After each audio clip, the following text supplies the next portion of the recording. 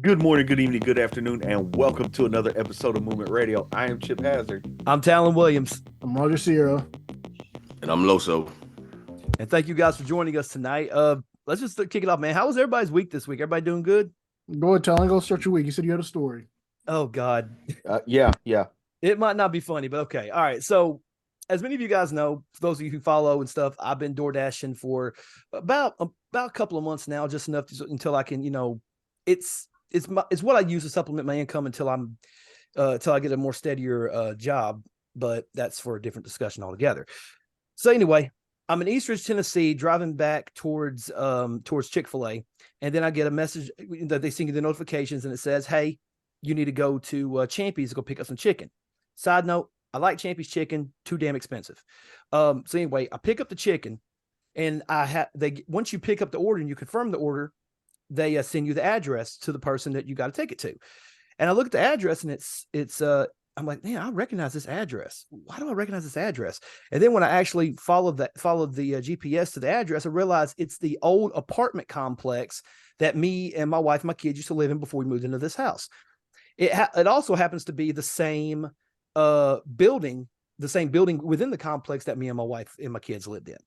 So the layout is our apartment was on the bottom. There was a couple above us. Then across the street was another lady, but the apartment right next to us, there was never anybody in there. It was always under some type of construction or something, right? At least it was when we left, and that was like 2.5 years ago. Anyway, so I get there, and it's somebody's living there now, and I had to deliver that food to them. So I get out the car, I walk up the driveway, I sit the food in front of the door, and then you have to take a picture because it's contactless delivery. So you take a picture, letting them know, hey, your food's here, then I can do the process. As I walk back through, the door to my old apartment opens up, and out came this lady. She's about 50 something years old, something like that, right? And she came out with this wild look in her face. She looked back, looked at me, goes, "Who are you? I've never seen you around here before. Who the hell are you?" Like, excuse me? What? She goes, "I know you don't live here. Who are you? Who are you working for? What are you doing?" I'm like, "Ma'am, I work for DoorDash. I was just delivering food to this apartment." And she was like, no, you don't. You don't work for DoorDash. I know people that work for DoorDash, and you don't work for DoorDash. Who the hell are you? What are you doing here? And I'm like, calm down. I told you why I was here. And I even showed her on the phone, like, hey, see, this says DoorDash. I work for DoorDash. I'm delivering a meal. And she was like, well, you need to leave. You need to leave right now. I don't give a damn who you are. You need to get the hell out of here right now. I'm like, fine, I'm leaving anyway. I take 2 steps away, and the lady goes, "Don't you walk away from me while I'm talking to you." Like, bitch, you just told me to walk away. Like, what the fuck? And then she just starts yelling and screaming and all that. I'm like, all right, whatever. I'm not dealing with this shit. I turn around, and as I walk away, I said, "Bye, Karen." And I said it in jest, right? I'm like, "Bye, Karen." And then she audibly screams, "How the fuck do you know my name?" I was like, I just kept walking. I went straight to the car. I got in there, and as I'm driving away, this woman is standing at her door, mean mugging the shit out of me, just like this. Her shoulders back, her white frizzy ass hair hanging down. I gotta get the fuck out of here. I immediately was like, "Don't ever send me back to this apartment complex again. I'm not going back. That bitch is crazy." And then come to find out, I told my wife this story, and she goes, "Oh yeah, you know that bitch is like a conspiracy theorist and stuff." I'm like, "How the hell do you know?" She's still friends with a girl that lived upstairs in the apartment, and she told her, "Hey," she goes, "I wish you guys were still living here. The bitch below us is crazy." Now I know how crazy this bitch is, really. So there's that. There's the Karen story. It's my only interaction with a Karen I think I've ever had in my entire. Well, I probably had more and probably didn't know it. But yeah, it was a pretty pretty weird experience. I don't ever want to go back there again. It was weird.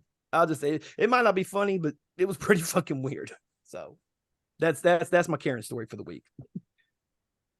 What else did you do this week? Or was that your big moments? It's one of the big. I'll tell you something that happened today. So I was out in Brainerd, and I had to pick up a box of Krispy Kreme donuts, and it was like a little heart on it. It was for a Valentine's Day gift, right? So I get the donuts, and I go over here to Fort Oglethorpe where I'm dropping them off at, and I pull up to the house. I drop them off at the front door because they're for somebody else, not for the person who ordered them, right? Take a picture, do the whole deal. As I'm walking back to my car, there's a neighbor like doing something in his yard, and he goes, "Hey, fella, how you doing, buddy? You okay?" I'm like, "I'm doing good, sir. How about yourself?" He goes, "Oh, I see you brought some Krispy Kreme donuts. You got a little lady friend in there I need to know about?" I'm like, "No, sir. I just work for DoorDash. I just dropped off the donuts." "Mm-hmm. Yeah, that's what they all say." I'm like, "Excuse me?" He goes, "Yeah, that's what they all say. Had a fella come in here 2 nights ago with some Taco Bell. Don't think I don't know what's going on in that house, young man. I know she's a hoochie." And walked back in his house. Where do I fucking live? I got in the car and drove off. So that happened today, as a matter of fact. It was a weird one. You should have been like, yeah, that's what's going on here. I call her my cream pie because I always leave it stuffed. There you go. Yes. There you go. I mean, it was 12 dozen chocolate cream filled donuts. So I bet it was. I bet it would have fit. Yes, absolutely. I bet it would. Other than that, though, were they eclairs? They were not maybe I don't know. I just know what was in the box because of what the description on the ticket was. That's all I know. You know, So what I'm saying? you looked in the box? No, Oh, they were donuts. They were donut sticks. My bad. They were donut sticks. No. But other than the 2 instances with the Karen and the nosy ass neighbor, it's been a good week. You know, caught up on some anime, caught up on some wrestling. Other than that, you know, pretty much just standard week. You know, just door dashing and, you know, trying to make me some extra money and stuff, and a lot of shit around the house, doing laundry, doing dishes, you know, all that extra shit, trying to get the getting ready for this weekend and stuff. So, you know, that's pretty much it. Other than DoorDash, I live a pretty boring existence if you guys can't figure that out. All right. Well, Loso, what you do for your great week? Man, my daughter Friday was on the homecoming court, so she didn't Congrats to win, that. but you know she enjoyed herself. Thank you. Just been trying to take care of these college tours coming up. Well, a college tour for her, where she's gonna go to school. Trying to get that out the way and figure stuff out. But other than that, man, just been easy, just working. Caught a quick, little bug this weekend, kind of sucked. But while I was down, caught up on a lot of shit. I finished the little 11 episodes they dropped for the new Seven Deadly Sins, so I can speak on that if y'all want me to. Caught up on. Well, I just watched the 3rd episode of Solo Leveling. I have not fully caught up on it, and man, watched a couple little documentaries. I watched the Bubba Wallace documentary. It was pretty cool. Watched a little NASCAR documentary. Just been trying to watch different stuff. I watched the Maradona. I didn't know he was coaching in Mexico down in the league, so I've been watching that. So it's pretty cool. I was like, huh. I mean, he was, but he ain't no more. Yeah. Well, I ain't finished it. I'm still on the last episode, so. Well, spoiler, he did. Oh, that's right. Maradona did pass he died away. like 3 years ago. Yeah, because this was that was his last season. Yeah, this was because the episode I left off on, he was going through the doctor stuff, but he wasn't telling nobody. They were just thinking he was flaking on the team. But he finally let them know. He's like, "Look, I'm gonna be back. I promise you." And it's a pretty good little documentary. You know what I'm saying? Because they shitted on him really hard because cocaine habit, and he went to coach down in Sinaloa, Mexico. They're like, "Oh man, this straight cartel, all the cocaine, so he's on a relapse, blah blah blah." But while he was down there, dude made a difference in his team. Like he did pretty good. So before he had 2 seasons I think with them. I think it was 2. It was a short stint. Yeah, It wasn't too long. 2018, 2019. Yeah, so yeah, cocaine. Yeah, no, he wasn't involved in that. That was that man's superpower. Who was that? Oh, yeah, back in the day. Who was that? No, who was that one soccer player who got killed because he scored an own goal? That was Andres Escobar. Andres Escobar. Yeah, Escobar. Yeah, that guy. That 30 for 30 documentary was, yeah. That's a good one too. That 30 for 30 is a good one. Yeah, I see that. The 2 Escobars. The 2 Escobars, yeah. The last 30 for 30 I remember watching was Bullies of Baltimore, about the 2000 Baltimore Ravens. That was a good one. I think I seen that one, but I think the last one I watched was the Jordan one where he just shitted on everybody. Oh, that's the last dance. That was Scottie Pippen put himself out there. Then he wants to cry about it. I'm like, bro, like, you exposed yourself. Like, can't get mad at Jordan for this one. But yeah, other than that, man, like I said, peaceful week, going to work, recovering. I'm feel better today, so That's I'm good, man. good. How about you, Chip? What you get into this week? Oh man, this week I caught up on Formula One's Drive to Survive on Netflix, waiting on the new season of that to come out. Hey, Huge Formula question. One fan. Yeah. So I started that also. I'm on season 1. Is it Okay. really good? Yeah. I mean, Because the NASCAR one was only 6 episodes. I see this is like 6 seasons deep. So yeah. So I was gonna speak on the NASCAR one as well, because I started it as well. it's good. So It's good. the NASCAR one is a direct ripoff of Thank you. Drive to Survive. Um, Formula One's been doing it. Formula One and Netflix have been doing it for 6 seasons, or they've got 5 seasons out. The 6th season comes out later this month on the 23rd, I believe. And so Netflix partnered with NASCAR and was like, "Hey, let's do this kind of thing for you guys as well." And I'll be honest, I don't know anything about NASCAR other than they drive left. Michael Jordan owns a team. 23-1. Michael Jordan and Danny Hamlin own a team together. Yeah, So it, and it deals mainly with that. This I don't know if they're gonna drop any more, but this first couple episodes deals with Danny Hamlin and him racing for Joe Gibbs Racing Mm-hmm. and him owning a team at the same time. And yeah, apparently Dale Jr. was only or Dale Earnhardt, I guess Senior was the only one that's ever done that. So But isn't yeah, that but but isn't that a conflict of interest in a way? Like, I mean, Not, you're racing it, for another. it is morally because Danny Hamlin speaks on it a couple of times because he's like, do I help my team or do I help my team, my company? So it's like, but he Right. right. still got to win races. He's like, but I still got to make money. I still got to I'm gonna race. say So the way I see it is Exactly. you get paid and then you ain't got to pay your team because the money is just going straight through. There you go. well, he doesn't drive for his team. He's got Bubba That's what I'm Wallace saying. and Tyler Reddick driving his team But I'm right Yeah, saying now. like he for himself he gets paid for by another team, and then his Yeah, he sponsors gets paid by Joe Gibbs. and then that Yeah. money can go to pay his players, and he keeps his sponsorship money. yeah. Yeah, but So he so also got to split it with Jordan. He's not just solely him neither because it's Yeah, 2311 is the name of the company. yeah. So the third thing I was going to say about that is I think Denny Hamlin might be my favorite NASCAR driver, and I've never watched a race, but that dude is cocky and arrogant, but backs it up. Like he literally goes out on track and wins, and you see that in this NASCAR series. So I caught up on Drive to Survive. I'm 6 episodes deep on the NASCAR series. Um, Watched the newest episode of Delicious in Dungeon, which if you guys haven't seen that one yet, oh, Oh, it's yes, so it's good. beautiful. It's so beautiful. Mm-hmm. The latest episode of Solo Leveling, if you guys Loso, I know you said that you hadn't caught up yet, but the way they left off episode 5, like I'm itching to watch episode 6 right now, On and that it's not out cliffhanger yet. with the damn spider. hey, Loso, what are you doing? No, you're Loso, good. You're have you good. watched it? No, you're good. But I Okay. did like how on the 3rd episode of Solo Leveling they finally do start explaining some of what's Yeah, going on. Because I was them first 2 episodes, I was like, what is really going? Because somebody asked me about it, and I was like, I really can't explain it to you.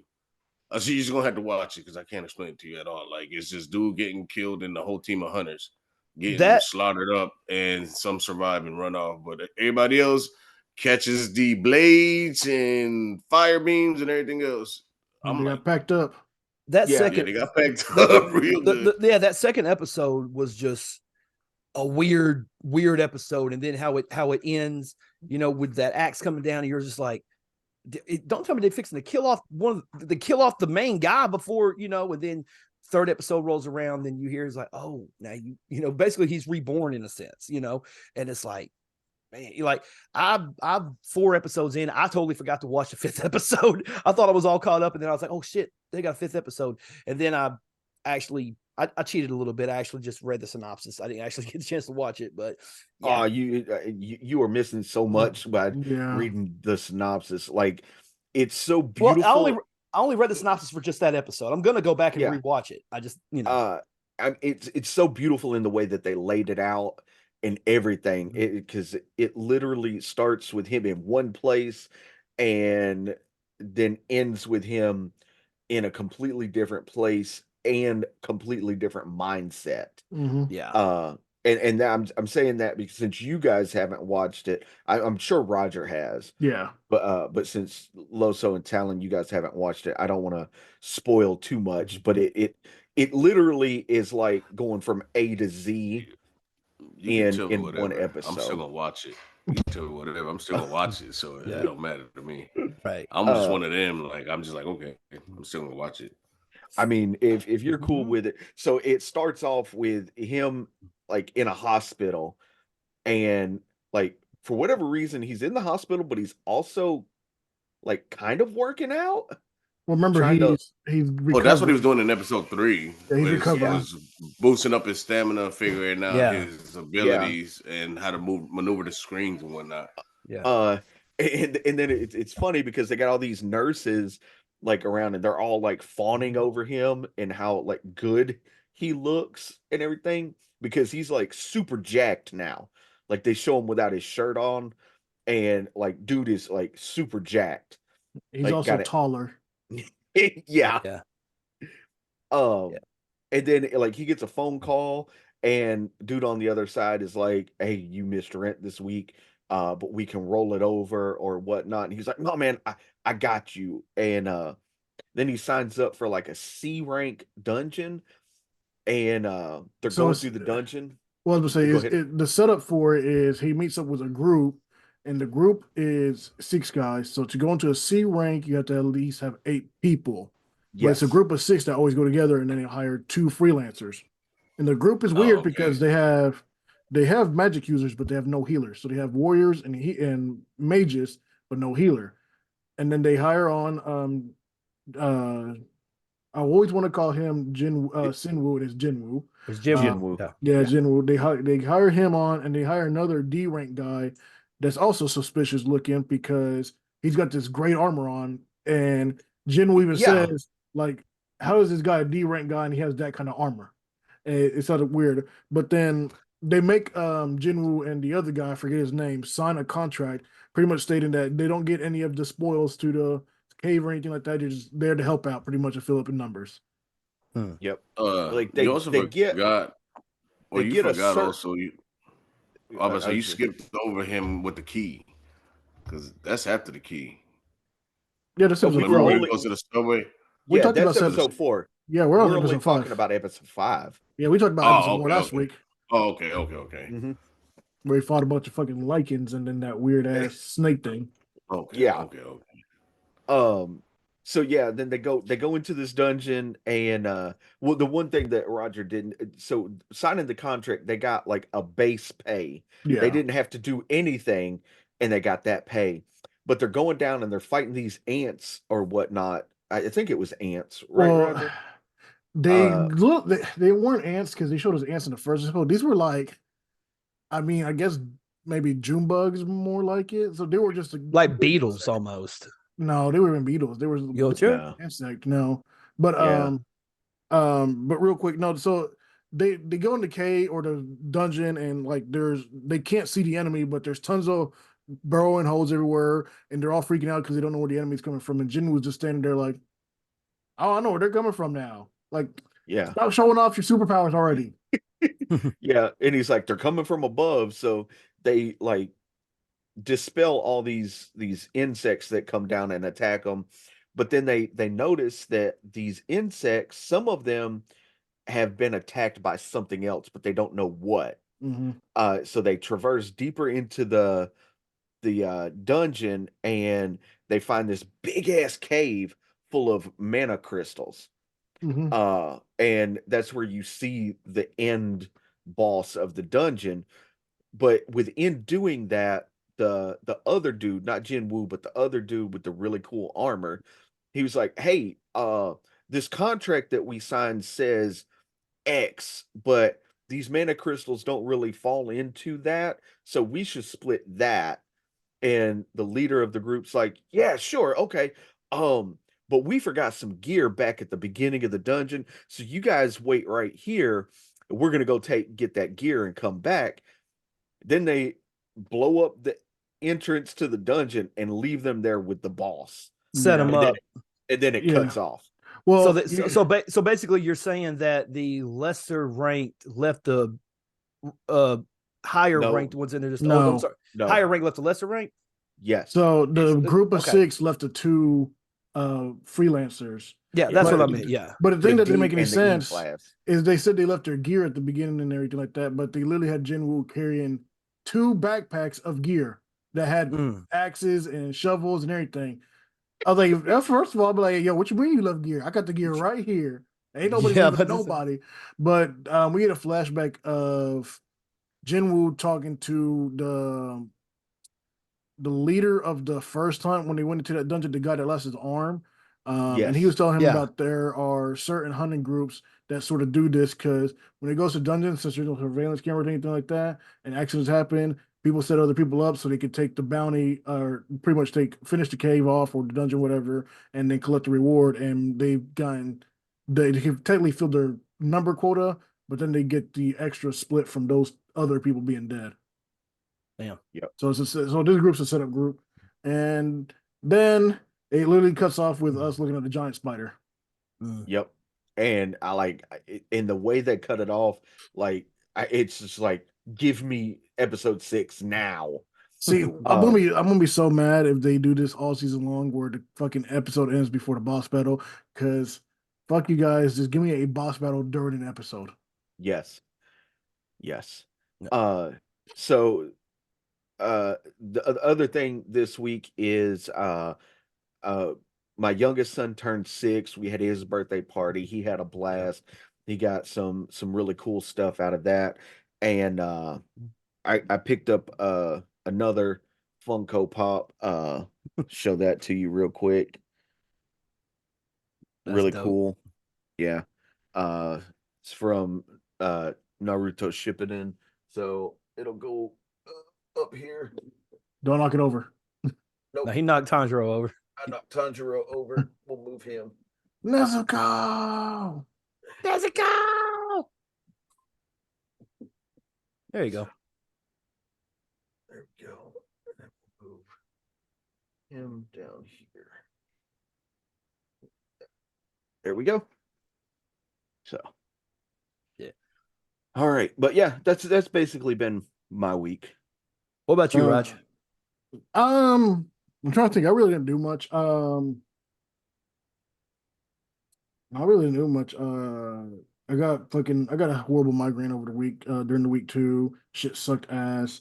Um, watched some anime in between. I watched actually a couple movies on Netflix that I've been wanting to watch, but I never actually got a chance to watch when they first came out. And that was The Snowman with Michael Fassbender. Pretty much the setup is the serial killer is killing these unmarried mothers who have either like failing relationship or getting a divorce, something like that. Um, and he's killing them, and then he's making snowmen that look at the house, and then he gets to the point where the killer is getting so aggressive, he starts chopping off the women's head and putting them on as the snowman's head. Ooh. Yeah, really fucking psychological torment and shit. Really good Okay. fucking movie. It's sort of slow to begin with, which I really like because it sets up a lot of the story and everything, but then it gets like later on when the last 30 minutes it picks up, but it's not too rushed or anything. I feel like it was actually paced well the whole entire time.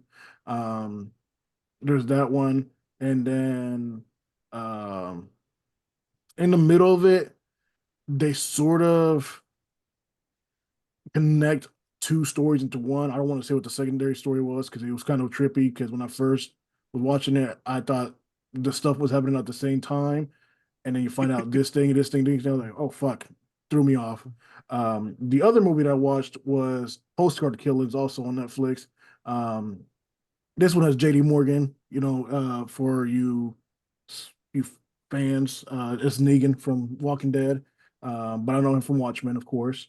But he plays a Brooklyn cop You who's you mean you mean Bruce Banner's daddy or Bruce Wayne's daddy? Bruce Wayne's daddy. Yeah, The guy from Supernatural? he isn't Supernatural, I think. Yeah, Yeah, he is. he's I in the never very watched first episode. I never watched Supernatural. I've never watched it. I just know Mm. he's in it. Sorry. I've seen the first episode.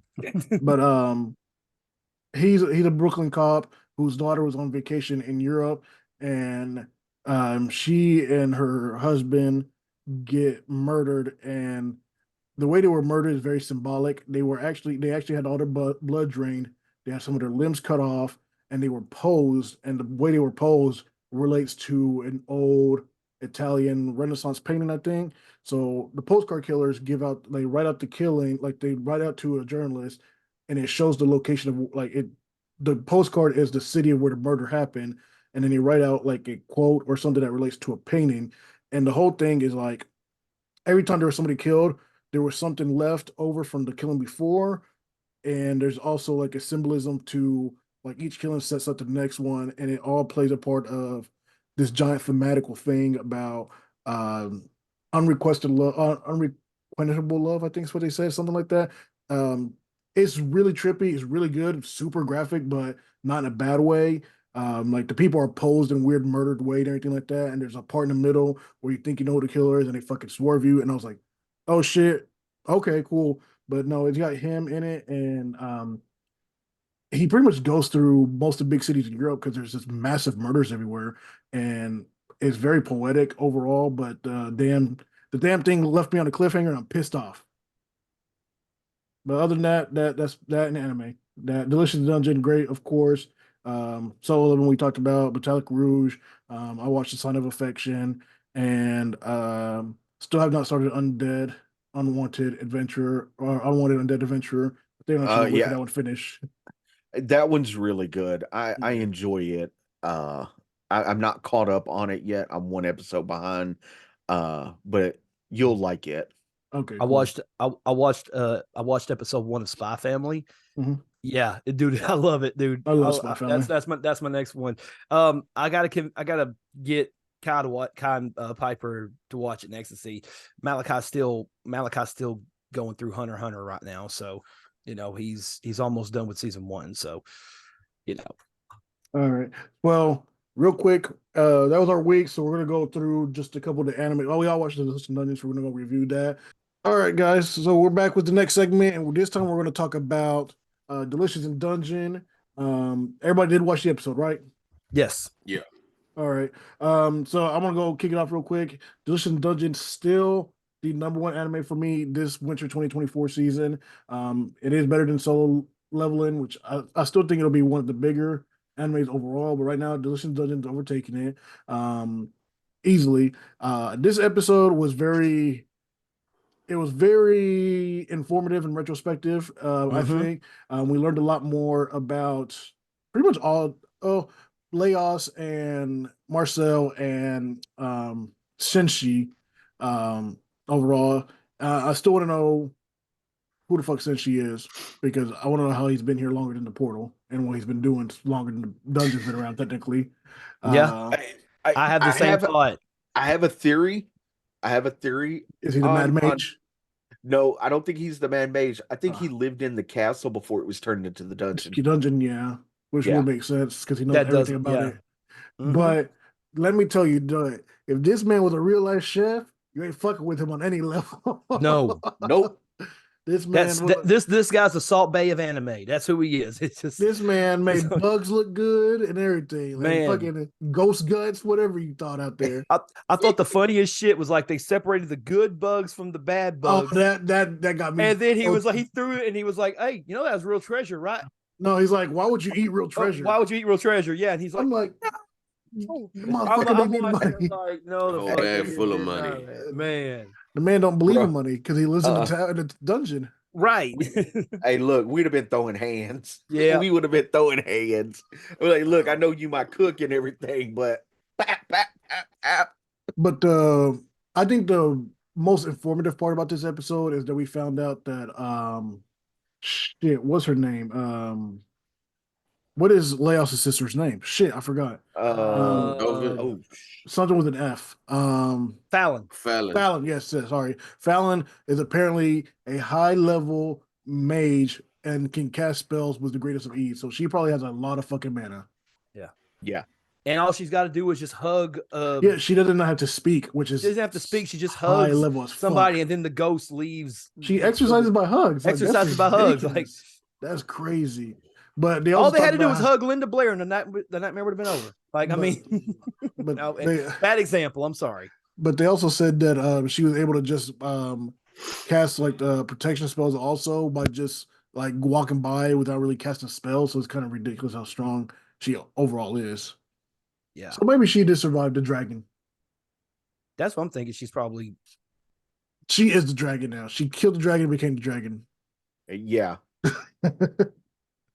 So what do you guys thought about this week's episode? I enjoyed Dude, it. I want some of that sorbet. I do Yeah, too. I do too. good. I've never wanted to eat bugs more in my life I than when want I to try seen that it. burger. I want to try that Yeah, burger. yeah. That jewel burger, that bug Mhm. burger, That dual burger. Yes. that bug burger. Also, It one thing also teaches you. I also kind of like figured out like nothing. It is what it seems to appear in this show. Like everything's just pretty much like the roots at the beginning. Remember, he used them to cook with, and they're Yep. like, what? Like pretty much everything in the castle seems to have a purpose in it. Yep. Yeah. And the Uh, episode starts off with like a different group of people all together. yeah, that was the cool part. And I was thinking, okay, maybe this group is going to meet up with They met up. Laos. And well, yeah. I mean, like for real, and like they like go together and like do Yeah. they no, Oh, they okay. but I was gonna say because they for real met up. they didn't know they met up, but yeah, they met up. But no, one of the key element that I think maybe some people did overlook it was the only reason why Laos knew that something was weird was his sword kept on. Well, he You know, kept the weird bug thing. yeah, he kept the weird bug thing in the sword. Yeah. Yeah. And then that's why he knew, and then that's when Senshi's like, oh, Well, I wonder if it's the sense that other mimic creatures sense other mimic creatures. I think that's what he's trying to say. They didn't really tell us, but he kept trying to feed that thing. It was the funniest thing over and over again. But one other key thing that I forgot to mention is that Senshi explains that there is, like in our world, there's religions from everywhere still. Because he was talking about Christianity, Judaism, Egypt mythology, Greek mythology, when he was making the holy water sorbet. Yeah, the holy water sorbet. So, what you think, Loso? What you think about the episode? It was a good episode. I've enjoyed every episode so far. Like I said, it's the character building is good. Nothing seems rushed. Quirky as hell, which you know what I'm saying. I like goofy shit, so right. it's a good one. And as far as like food anime, like I don't know, like I've seen like all 5 seasons of Food Food Wars. Wars, so it's kind of hard right now to say this is better than Food Wars at the moment, but it's runner up right now. It's really good for 5 episodes, so I've enjoyed it so far. It is like the ultimate survivor kind of anime in a sense. It's like you're in this space, you don't know anything about anything. You actually, thank God you found Senshi when you did, because now he can help you. Oh, I'm going to teach you how to cook and teach you how to eat this nasty shit, especially with Marcel, like really violently hating the fact that she has to eat monsters and bugs and all this extra shit. But then I find it so funny, she bitches and cries and complains about it until she eats it, and then she loves it. It's like we've been through this several times over the course of the last 5 episodes. You're still apprehensive about eating some of this shit. Like get it through your head. The shit that since she knows what the fuck he's doing at this point. I remember they talked about they ate bugs on the surface and she didn't like it. Right. Yeah.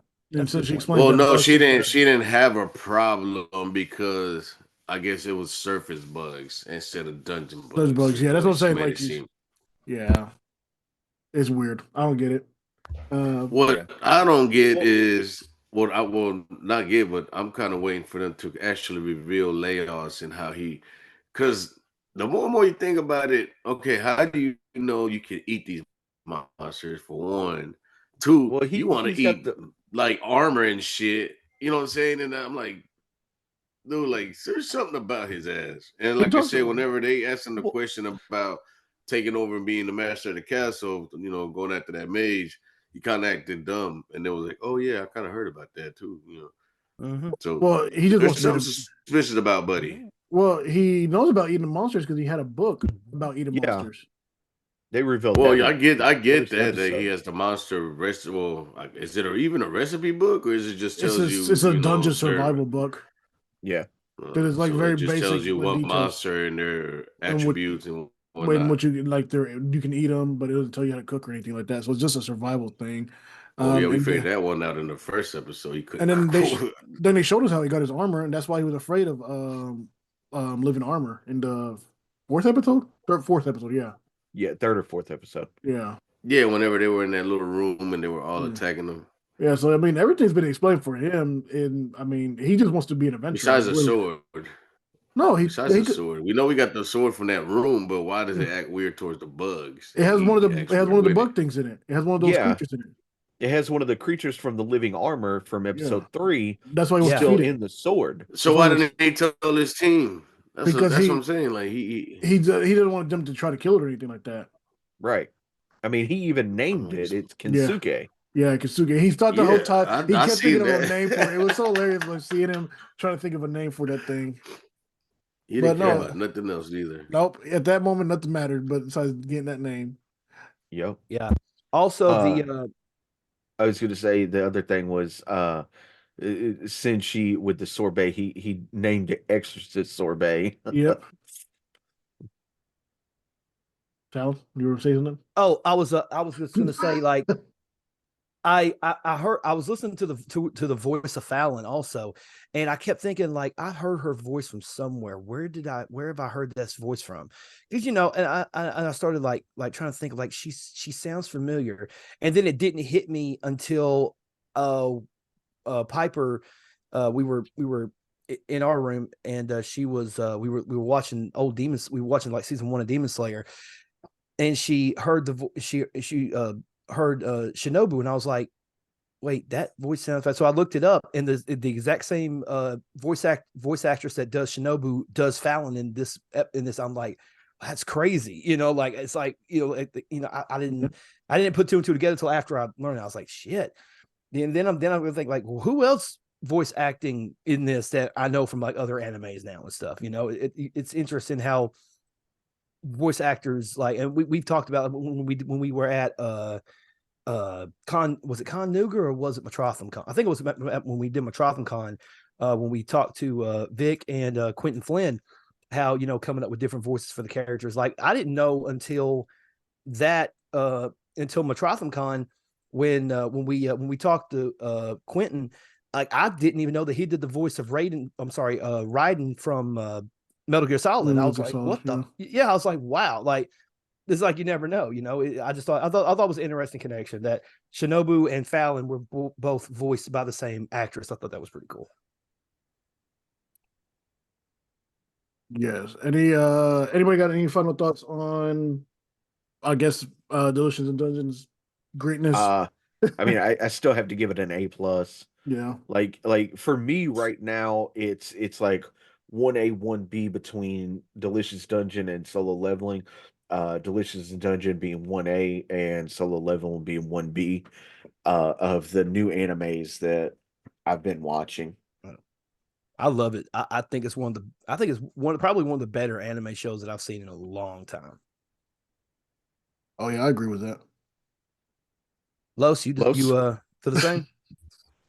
I told you I gave my opinion as far as like the genre of it being a cooking anime compared to Food Wars is up there, and it's only like I said, we 5 episodes deep on me, so Yep. I'm We got a enjoying it lot so to far. go. I'm um Yeah, we glad do. too.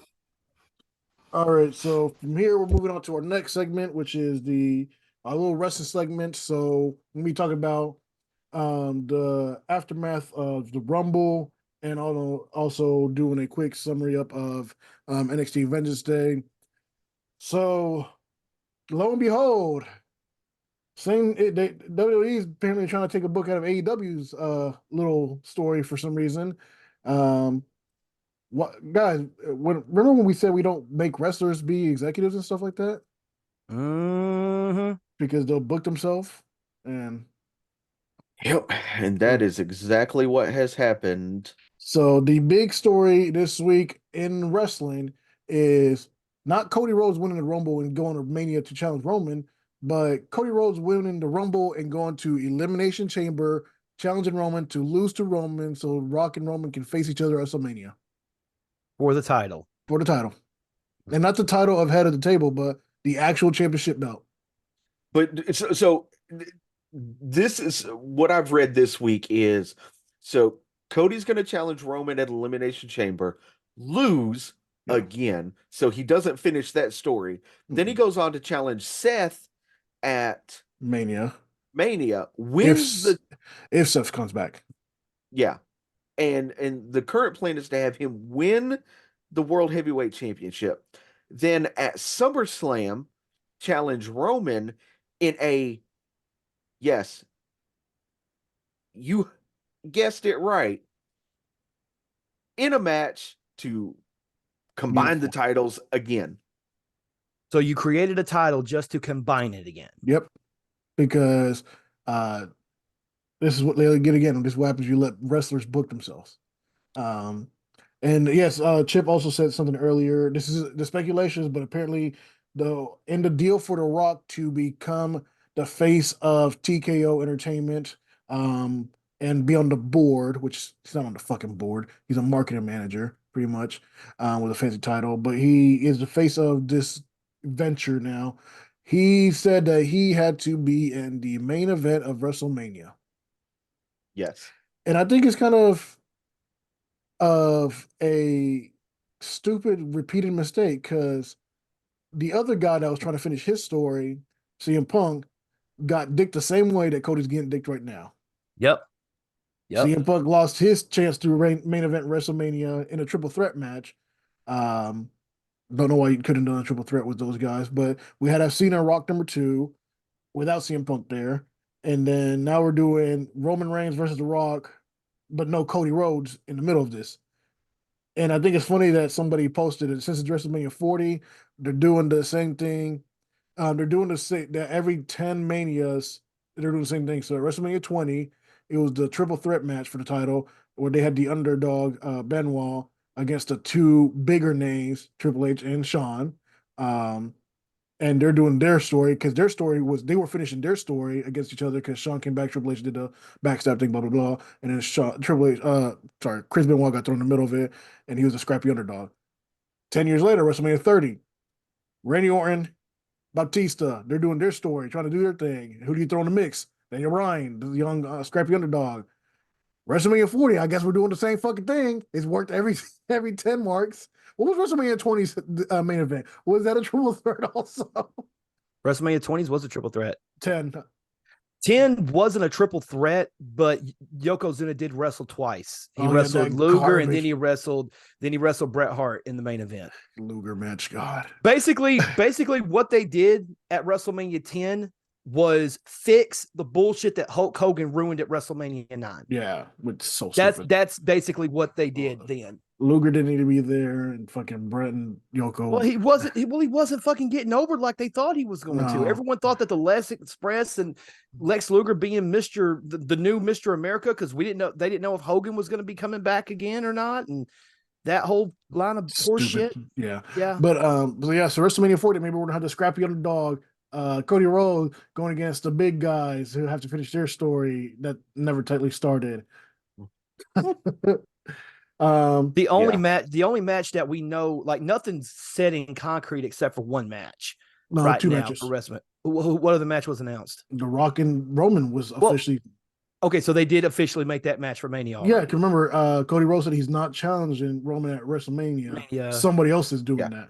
Okay, so then we have 2, which is The Rock and Roman and Bayley and Io. Which that segment was fucking painful to watch. It was very painful to watch. I think it would have made more sense for Bailey to say that, basically, but pretty much saying that, she's going to go after Rhea, blah, blah, blah, blah, blah, and then have the rest of the damage control jumper, which would make sense for her to turn babyface. No, what I think it should have happened is they would have been out there. She was doing her spill thing and everything like that, and Rhea would have came out and caused some friction, and then that would have made sense for her to look at Rhea, then her look at EO, and then Bailey be like, "Well, I'm gonna challenge the best person out of the two of you," and then Damage Control jumps her, and then tries to force her to go against Rhea that way. And I can explain that, and then they can drag it out another week, and then actually have a good fucking promo instead of whatever that damn thing was. I don't yeah, it was man, painful to watch. That was hard to get through, dude. That was very hard to get through. Man. Also, have you guys noticed? Have you been seeing this? I've been seeing on some of the YouTube guys that I've watched, but Drew McIntyre's social media. Mm-mm. So the meme from the show The Flash where they're at the funeral and the Flash is taking a picture like this in front of the tombstone, doing that meme picture. Yeah. So Drew put his face on that, and it said CM Punk's WrestleMania Dreams was on the gravestone. Oh wow! And then he also did a video of himself drinking Prime, saying, "Oh, I want to go do some tricep workouts. Can't risk getting injured." And then him just working out doing triceps and zooming on his tricep. Like, yo, who is his social media manager right now? Like, why is he on 100 right now? Here's the thing. Like, if I'm thinking if I'm trying to be forward thinking here, since McIntyre was the one to end. See, the whole thing with like Cody Rhodes and Roman combining the titles, I think that's fucking stupid. Stupid. What would draw more money? Okay, Drew McIntyre beat the shit out of CM Punk. CM Punk obviously can't go to WrestleMania because he's injured, and Drew McIntyre was the reason for his injury. Why not do this? Why not at some point in 2024 let Drew McIntyre win the World Heavyweight Championship? Then at the following Rumble, Punk wins the actual Rumble and goes on and faces Drew McIntyre. He gets his WrestleMania main event, he gets a championship, and he gets revenge on Drew McIntyre. The shit writes itself. So my issue is right now, WWE has an issue. It hasn't had in a while. Well, since the Attitude Era, really, having too many top stars and not enough space. The roster that WWE has right now is too fucking powerful. I think it's more stacked than the Attitude Era was. Yeah. And the Attitude Era was stacked. Is it more stacked than Ruthless Aggression? Yes. Yeah. Because the Attitude Era up until this point was the most stacked a WWE roster had ever been. And now there's so much guys. Like, to be honest, I don't know if there's an actual mid-card guy right now in WWE. No. There's a few guys I could see mid-card, and by mid-card, I'm using the mid-card as a placeholder term because I'm thinking about guys who have not like competed for like the World Heavyweight Championship yet. Those guys, like if we're thinking like in my head, like the top guys here. Let me explain what I mean. I'm trying to hold on. Before you say that, these are people that are not in the tag team division. Like, these are actual solo single guys. Yeah, solo single guys who have not competed for a world championship. Now, Intercontinental title, I mean, that's your workhorse title, but even your Intercontinental champion is a fucking main eventer. So you know what I mean? So my question is, I can't seem to remember, but back in the day when it was the workhorse title, and you'd have your guy, he'd have the title, the next guy up, and then he'd lose it, and he'd challenge for the heavyweight title. Yeah. How the fuck did they take that off the guy? Because I can't think about the only way I think that you could take the title off of Gunther without him looking either stupid or bad is either in a ladder match where he's uncomfortable and then he has an out to say he didn't technically lose the match because the only other way I think to do it is fucking bring in Ilya Dragunov and let it, because he's already beat him once. Like only I can see it. They triple threat, and then Gunther gets injured or unconscious or something, like, because they've built him up in such a way that it doesn't make sense any other way besides, because you can't pin him cleanly. But the triple threat thing, that's iffy too, because he just beat McIntyre and Sheamus in a triple threat at Mania this past year. Yeah, but Sheamus, I mean, Drew was the only guy I consider in that match that capable of. Sheamus is just. You throw shade at Sheamus now? Like, dude is 74 years old and he walks like it. But he's still, I mean, he had a good run for a long time. I mean, back in 2008. it was still a good run. I'm just No, saying. I'm trying to think of like the only person I can think of coming up and making it make sense is Braun Breaker. Like that's Oh, about it.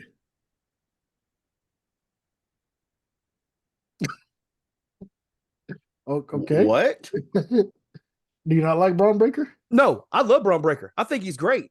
But when you bring up Braun Breaker, it makes me think of what Shitstain said earlier. That's why I said what I said in the chat, that I think Vince Russo is a complete effing moron. We knew that a long time ago. We with all Mrs. knew that. We all knew that. Mrs. Bagwell on a forklift or whatever it was. They talked about he was on his podcast.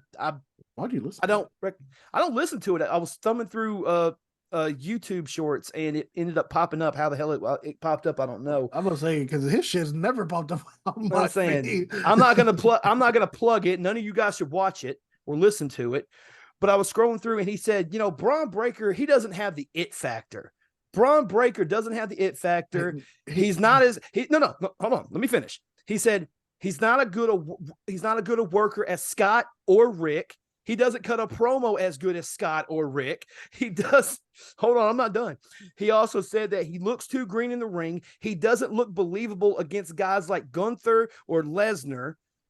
Well, Lesnar don't exist no more. Like, so and I'm just telling you what he said. I know. And the whole time I'm like, you out of touch, old fuck, brain numb piece of shit. Like, what are you talking? See, this you could clearly tell that we always talk about McMahon being out of touch. Russo is just like that. Russo was out of touch when he was in touch. That's the problem. Vince Russo had 2 good years of television at a time when WCW was kicking the WWF's ass and they needed to do something to dig themselves out of the murky waters. No. Call it whatever you want. Let me stop you right there. Okay. He didn't produce any good television. He produced shock TV. Yeah. But in 1998, that is what people wanted to see. And that's the only reason why WWE was elevated to that point. Now, after he was ousted in the year 2001, thinking, oh, I'm going to come to WCW and I'm going to do the same shit over here that I did over there, then WCW will succeed. But then Vince is like, that motherfucker. All right, let's make this right, and then WWF ended up taking over, but hell, by the time Vince Russo got to WCW anyway, the writing was already on the wall. So I think he just killed it. So yeah. All right. Vince Russo's a moron. Real quick. We're gonna move on to Vengeance Day recap. Well, hold on. From here, we're gonna move on. Yeah, we're gonna do a Vengeance Day recap. So NXT Vengeance Day happened technically yesterday from this recording. Started off with the Dusty Cup men's final. I don't know if they're ever going to do a women's one again because there's not enough women on rosters anyways anymore. Yeah, not really. But they had the final match was the Wolf Dogs, aka Braun Breaker and Baron Corbin, versus TMG Trick Mellow Gang, aka Trick William and Carmelo Hayes.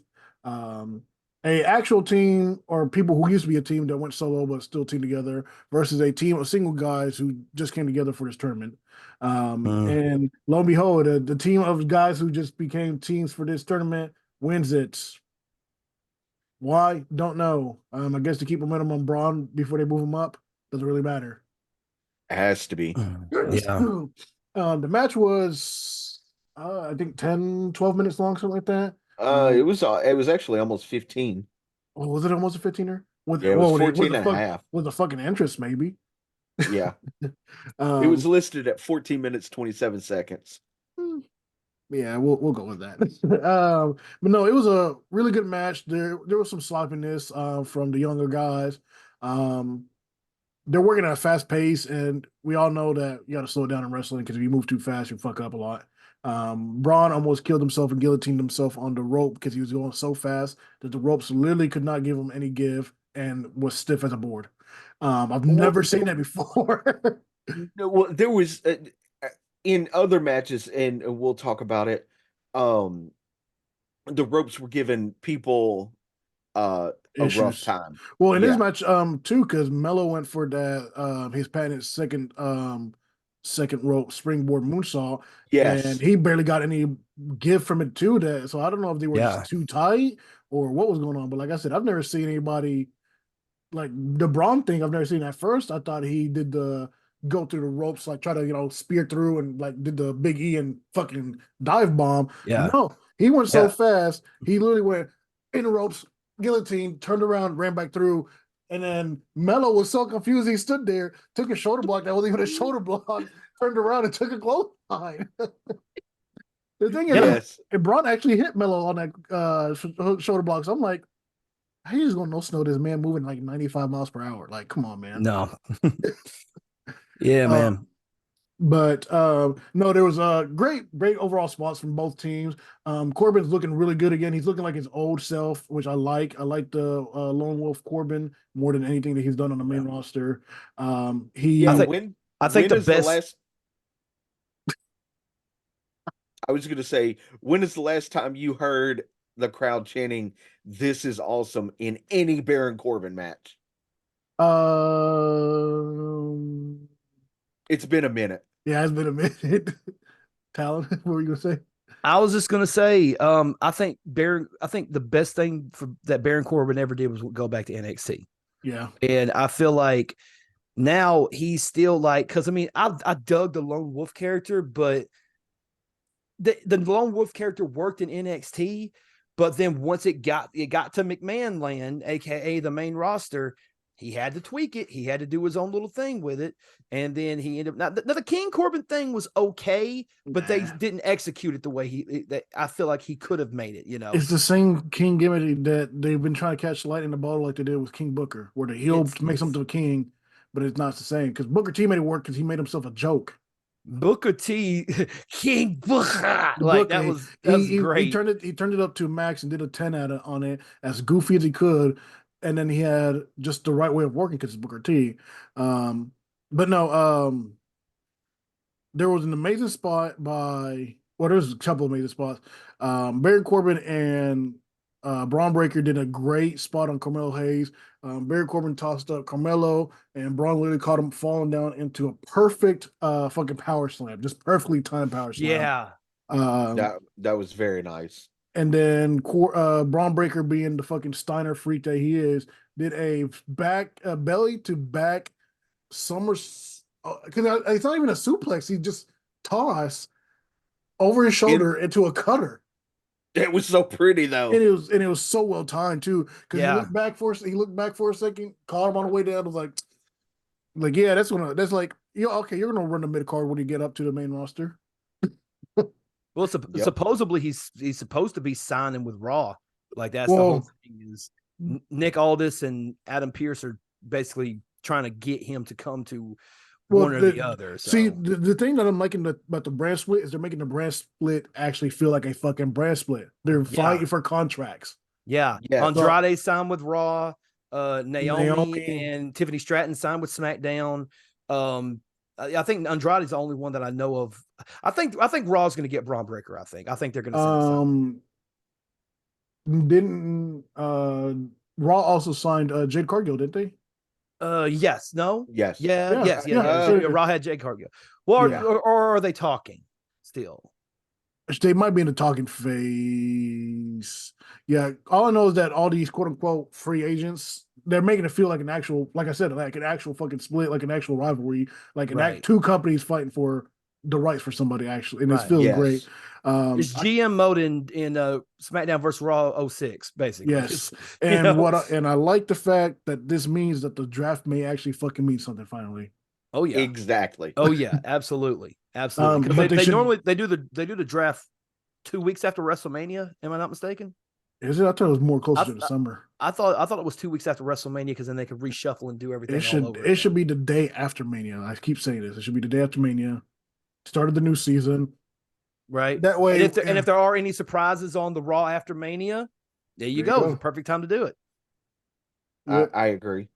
So what were you guys' thoughts about also the winners of the match? Like I said earlier, for this was Braun and Baron Corbin beating out Trick Williams and Carmelo Hayes. Carmelo he pushed Trick Williams out of the way from a spear from Braun and got pinned. It looked weird to me because Trick Williams pushed himself technically out of the ring because Carmelo didn't touch him and Braun didn't touch him, so he didn't have no reason to be out of the ring. He just threw himself out of the ring. Yeah, it looked very Cartoonish. weird. Yeah. Okay, so I actually seen that match, and that was some poo. Because I was like, nobody touched him. Yeah, no, and if that was my partner, I'd beat his ass. I'm like, why did you jump out the ring and then look surprised? Like, oh, no, Dick, you did that move. He was like, jumping out the gym. All right. Yeah, like, dude got speared, and then, like, I'm like, dude, this ain't Dragon Ball. You didn't get a fucking wind blast behind it where you fucking went flying too. I'm like, bro, this is poo. That's when I turned it off. I can't even lie. You missed some good matches then. After that one, listen, that diamond cut or whatever his move was, that shit was a fucking screw up. I seen out like, come on now, I don't even wrestle. I barely watch this, and what are you I talking can about? see that. What are you talking whenever about? they did a move, and then he went to go like, Yeah, like that was weird move. That was the second one, and that's when Carmelo Hayes jumped out of it.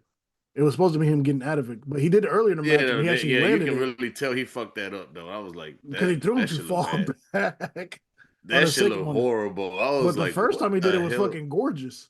Oh yeah, Yeah. The first one he did, but that's what I'm saying. Like the second time he did it, I'm like, bro, that shit. That's because they were moving too fast. Like that's the thing, though. They're young. They've only been doing it for 3 or 4 years. They're still at that pace where they're going. They don't understand that moments like that has to be slowed down. Him jumping out the gym. Jumping out. Boy, listen, I'm telling y'all to slash shit out of his ass. Don't give a damn. Like you caused this. You caused this right here, man. Which I think it with that whole incident kind of led to the end of the show, but we'll talk about that when we get to it. Yep. So what were your guys' thought about the tag team turmoil bullshit? I mean, I thought it was a really good match. Other than like the ropes were clearly either like too way stiff too tight. or yeah. And then the awkward finish where Trick Williams pretty much had to like just chunk himself out of the way. I thought the match was really good. I'd give it probably a B. If I was given, a grade, I'd probably give it a B. I got B plus, something like that. First of all, guys, the only way to rate wrestling matches is for 5-star rating. Oh, if we're going stars, I'll go 4 stars. Maybe Can I do 3.5 because of that finish. I think 3.5. 3.5 because of the way it ended. Yeah. 3.75. You saying over there? Yeah, 3 3.75. Baby Dave Meltzer over here trying to get everything accurate and shit. Carlos is probably giving like a 1 star. Nah, I'll give him a solid 3. Solid 3. All right, there we go. 60%. Give him a solid 3. There you go. Yeah. On average, I'm watching some of this replay stuff, so you know what I'm saying. Okay. The second match of the night was Dijak versus Joe Gacy. Joe Gacy's probably freaking amazing. The second best match of the night on the card. And it actually went longer than I thought it went. It went like 25 minutes, didn't it? It went. It was 12 minutes. Yeah, but it felt like it was so much shorter. I felt like it went long. I actually lied. I did watch this match too, the Gacy one, because I thought it was pretty. Dude's kind of wild. Yeah. So, hey, but quick question: did the right guy go over in this match? Yes. Gacy doesn't need wins. That's not his character. He's pretty much the new Bray Wyatt, and they're setting it up that way. Sort of. They're not going to the extreme, but they're doing it where he's psychotic and sadomasochistic style and everything like that. So it's it's kind of a play on Bray, sort in of a way. Yeah. Okay. He reminded me like of an old school wrestler too. I kind of did like his character. My only issue with Joe Gacy is that he's dressing the same as he did when he was wrestling down here. Hey, he's staying true to himself though. Let him. I get that, but you're on TV now, man. Like, get some tighter gear or something. Like he gonna do it whenever he hit Raw or SmackDown. I mean, right now he's staying true to his colors. Like, so I seen a thing the other day. Someone said that Joe Gacy's an emo Trevor Murdoch. I'm like, what the fuck does that mean?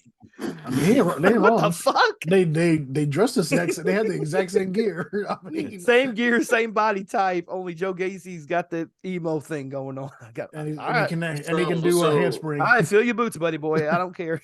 So is he like the new Cactus Jack character?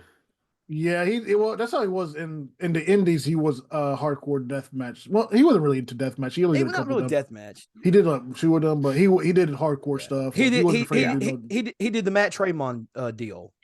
Like I think he did one with Matt Tremont, and that was about it. Like that was what I think kind of got him.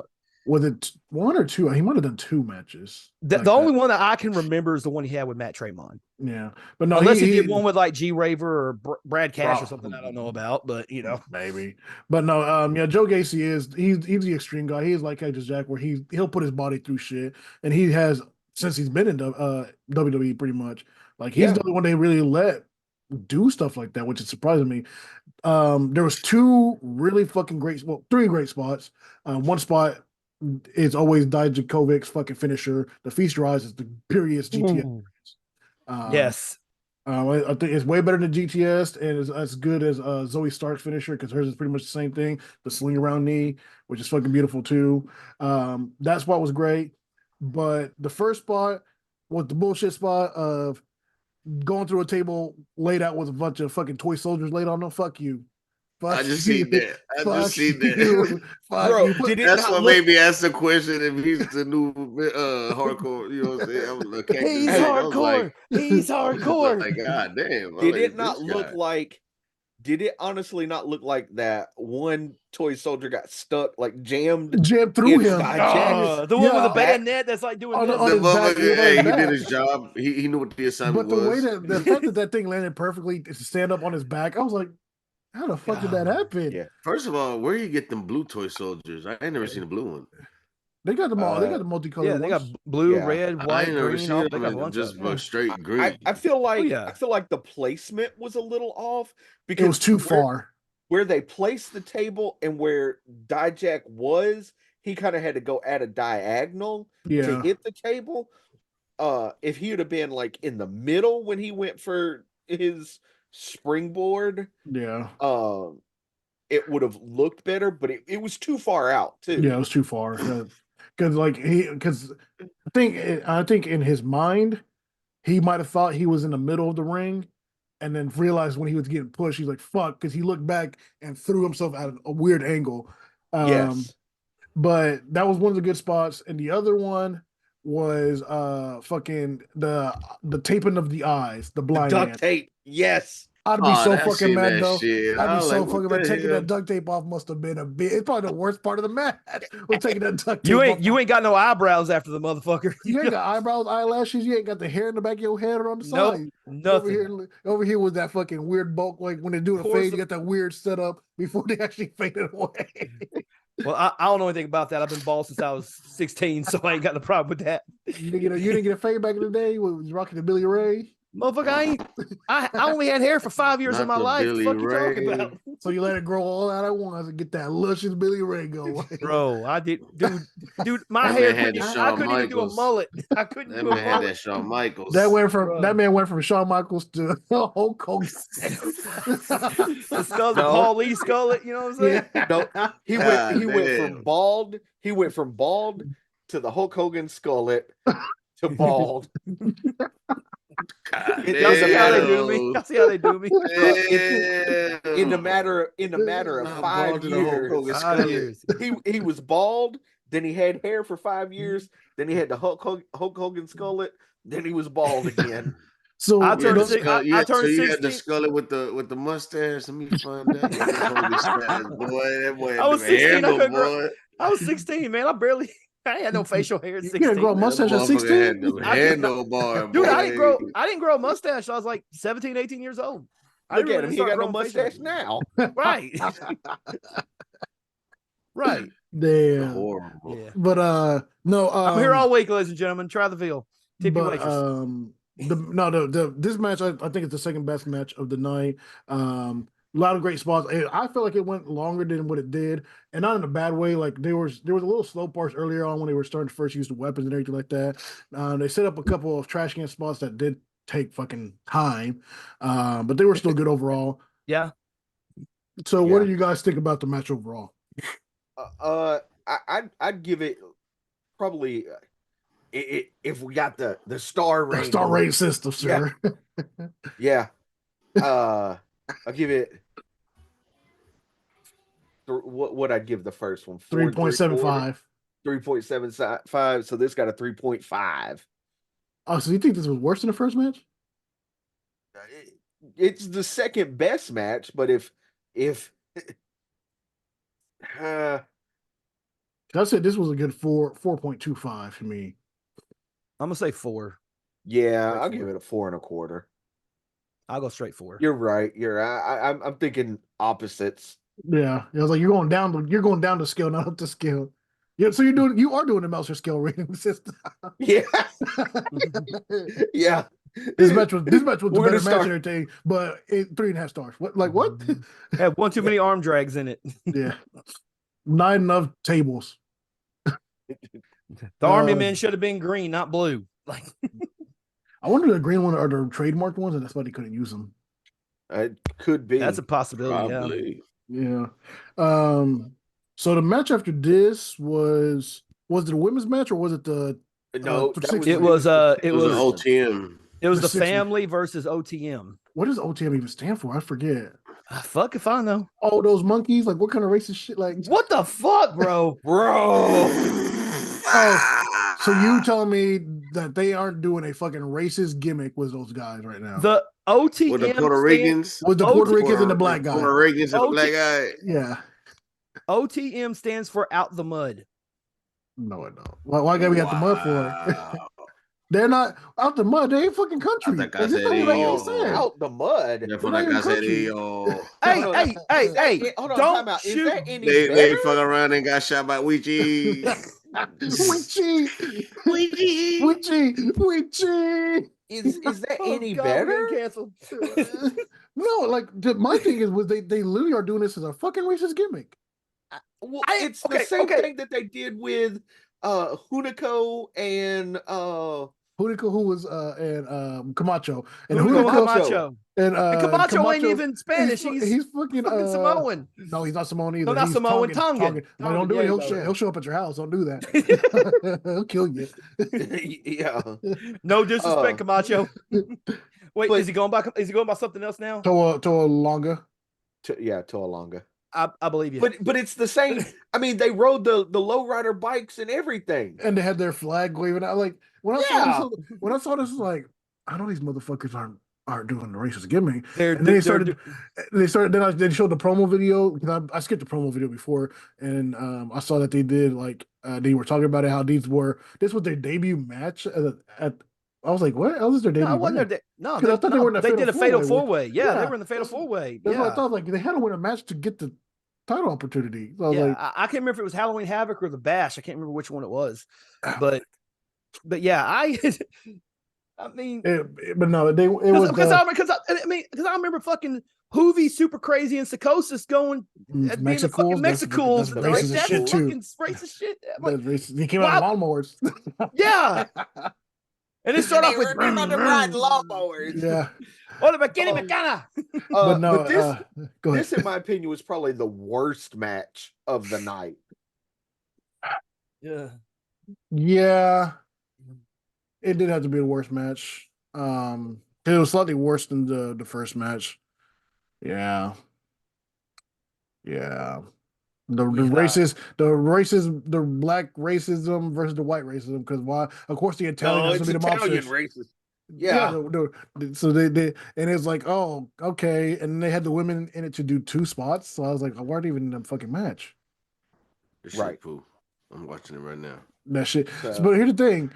Tony D'Angelo is definitely got fucking better since I last saw him.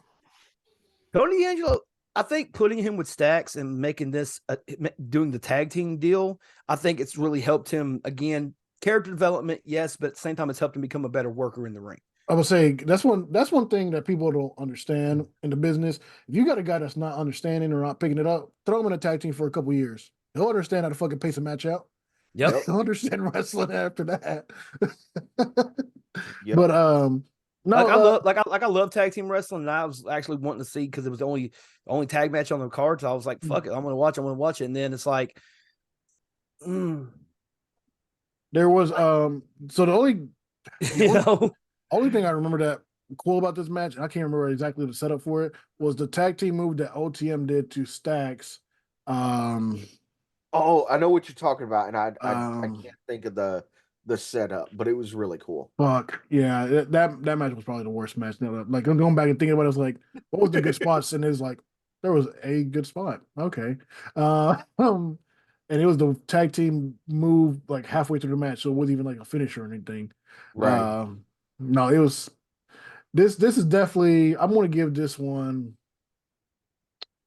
a 2.5. I one was to point say two and a half. 1.7, God. 1.75, Lozo said a 1. It was a bad match. Like it was like It was. like Bad match was cool. y'all are y'all. I don't know. like 1.75. we still all gotta remember this is still developmental. And the OTM guys are super green. You can tell they're super green. Yeah. So it could have been worse. And like my mind, that's how I'm thinking about it. Like it could have been worse. We've seen worse. This wasn't horrendous. It's not the worst thing we've seen. It wasn't It's not Jackie Gata versus and Bradshaw versus no, Jackie Gata and Christopher Nowinski versus Bradshaw and Trish Stratus. which is also a super setup. Why would you give that to be their first match against those two people? Because Trish was sort of green herself at that point, and JBL's a douchebag. Like, why the Maybe fuck just would you? wanted to beat on people. And Yeah. that's what he did. Exactly what he did to Nowinski. He beat the shit out of him, and Jackie didn't know what to do because nobody told her what the fuck to do. So No. this was like watching. Like, here's my thing. I always put stuff in the scale in my mind, and like I was like, how bad is it? And the scale is it independent new guys with no ring general bad? And then you go from there and you go, okay, if that's the shit's worst, the backyard wrestler, that's the worst one. And then you go, so there's a middle one, the middle scale is the indie guys that are green. And right above that is Eva Marie. Is it on the scale of Eva Marie? It is better than Eva Marie, so I can't give it a 1. I would rather watch two backyard wrestlers than Eva Marie. I don't know about all that now. I would, bro. At least Eva Marie looks good. I can at least look at her. But that's the one time where I fall the old man of I want my women to look good when they wrestle, and then I want to traffic her to my 12 associates. Oh, he went there. Now, if I'd have said that, it wouldn't have been funny. But anyway, We are canceled. Are we? Canceled. Why? We're just speaking the facts that are out there. This man was trafficking people. Oh, that is I true. mean, All right. So from there, one that we know of. There may be more that haven't. No, there's other Oh, women there's speaking out. definitely That's why more. there's a federal investigation now because other women have spoken out. Yeah. They just haven't filed the suit, I guess, or to put out the public statement or whatever it was. Yeah. But from here, yes, let's move on to women's wrestling. The NXT Women's Championship match, which started off good and then sort of went flat. Yes. Lola Vice did a cash in the match. Yes, but well, and she was good in the match. That's the thing. Like, she had good spots within the match, but the match kind of just fell flat. Yeah, like, it just kept, and especially the long. finish. It went too long. This one definitely had to. It was unfortunately like right after that 6-man or that tag match, whatever the fuck it was. Yeah. And obviously before the main event, so it's in that shit position of it has to bring up the crowd. But what can you do? Two before the main event because there's one more match. That's right. But no, it's telling the story of Roxanne Perez when she had her injury, faint, whatever. I forgot what she actually hurt herself, but I forgot what it actually was. But the story of her winning the title, but she passed out. She had to be medically stripped of the title. Yeah, and then her coming back. Miko Satomura was supposedly she injured her in the match or something like that. Yeah. And then she came back and got injured again and had to come back again. So it's always a point of she's also like 20 years old, so she's got a long career. If she doesn't actually quit getting hurt, she's had a long career. But she's actually really good. But the thing is, like she gets to a point and then it comes falling down, gets to a point, it comes falling down. While Lyra Valkyrie sort of just got skyrocketed. I've never actually seen Lyra Valkyrie wrestle until I saw that Becky Lynch match, and at that point, you could tell she was super nervous and she was out of place a lot, and Becky was trying to rein her in, so she had to slow down a lot to keep the Well, pace the and right she way. was also trained by Becky, so there was the nerves of wrestling your trainer Trainer. for the title. Yeah. But this match, she's definitely starting to get confident in herself. She was a lot more aggressive in a good way. The pacing was really well. They were telling a really good story. And then there was a point, I can't really pinpoint it, but there was a point where it got to the match where it just stopped. It was like it stopped being entertaining and it was just a flat match. And I don't even know what really happened. Yeah, I don't know. And then there comes to a point where Roxanne hits a move on Lyra. Lyra goes outside the ring, and out of nowhere, no, I'm joking. There was Lola Vice cashes in because she won the NXT breakout, which I didn't even know that was I didn't know it was a Money in the Bank thing at I all. didn't either. That was something new to me. And So what happened is Roxanne hit her finisher. She calls it Pop Rocks. oh yeah, And the for sunset people, flip, yeah, yeah, Amazing Red used to do it and called it the Code Red. yeah. It's a Chip sunset used to flip, do it and called H bomb. I did. the Hiroshima bomb. Yes. But no, it also found out been doing Duolingo and I learned that the word Shima actually means island. So hero, I forget what that means, but it's something island, even though it's not actually an island. It's still technically part of Japan in the middle, not one of the soft set islands. What But this match was poo. which one? The women's And match? then yeah, the women's championship match It wasn't is poo, it just fell flat for some reason. well, why did them two other girls come out and then the one that didn't So Lyra Valkyrie start the fight and has got a pinned? so Lyra Valkyrie has a friend that comes out with her on the outside and does interference shit. Tatum Pa- Paxley. Paxton, yeah, Something. Yeah, Paxton, but Haley. Oh, Laura pinned a whole nother chick and Yeah, won. I'm like, yeah. They brought it in. Well, they weren't going to pin Roxanne, and I think that's the only way. They covered it up by not making Roxanne look weak because she was winning the match and she didn't take the loss.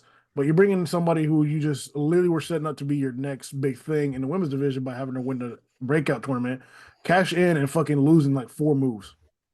And the only thing I know about Lola Vice is that she throws fucking taekwondo kicks.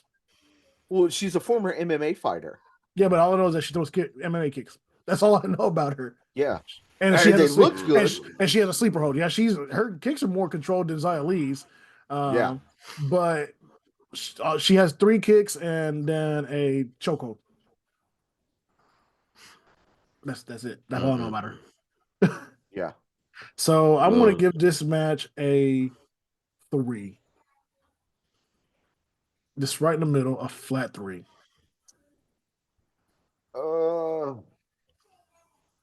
2.5 for me. Where are you going, Talon? 2.75. He I ain't think 12 it for was. me. I think it was. I'll give it 3, 3.25. Oof. That boy over there giving Yeah. out brownie points Yeah. tonight. Well, because there was some good. There was good There was spots, some really but good spots in it.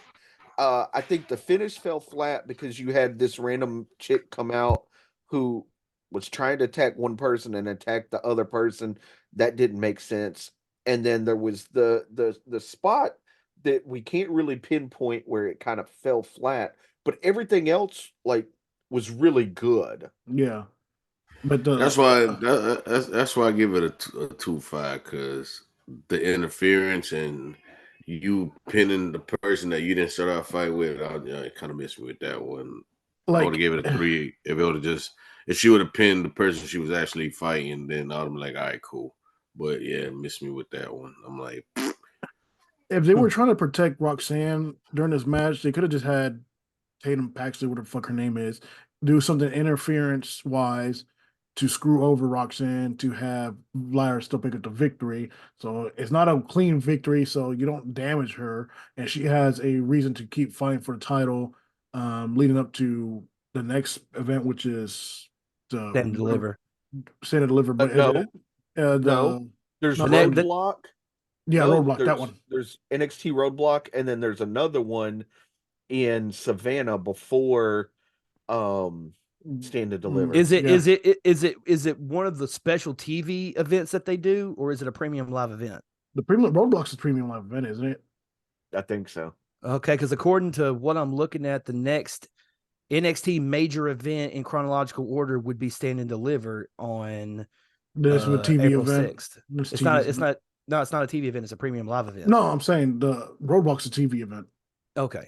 Yeah, and then there's something that's happening in Savannah that they announced. Ava, the new GM of NXT, who really needs to get better on speaking. She needs to get Because better at everything. yeah, because when she talked like this, and like her tongue don't move, and I don't know if that's like I don't know if that's like a Condition, defect yeah. or whatnot, but She definitely has a problem with her THs. You ever consider that she may be partially deaf? She's Because not. deaf people also talk like that. With She's partial not. hearing. She's not. Okay, I'm Yeah, just she saying. like it's It only might be something medically. So I think it's just her. I think she has heavy tongue on THs. Yeah. But so from this match, we go to the North American Championship match. We got Obafemi defending against Dragon Lee. I actually forgot about that match. It was all right, but it was he's over here tossing his ass. it's like Yeah. it's like 7 foot tall going against a 3 foot tall.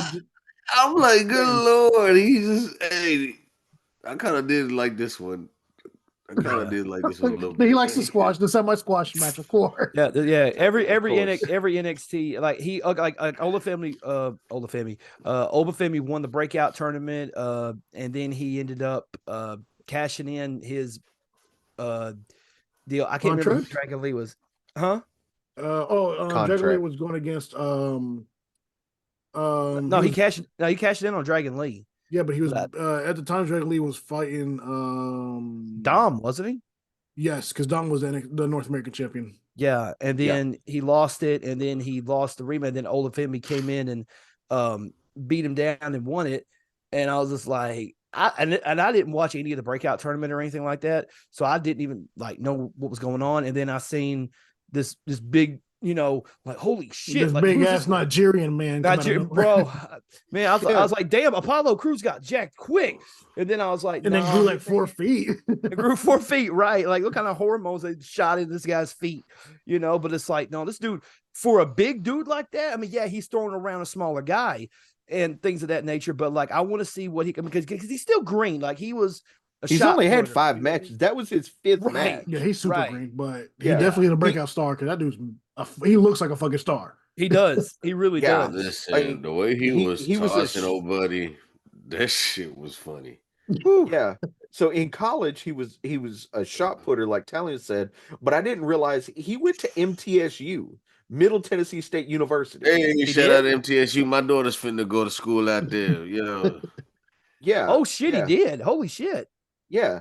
He went to MTSU and then he transferred to the University of Alabama and holds like shot put records for both schools now. Well, yeah, because when you could throw people 65 feet, then you could throw a shot put fucking 89 feet, I guess. Hey, when he tossed dude into that fucking chair, that shit was funny.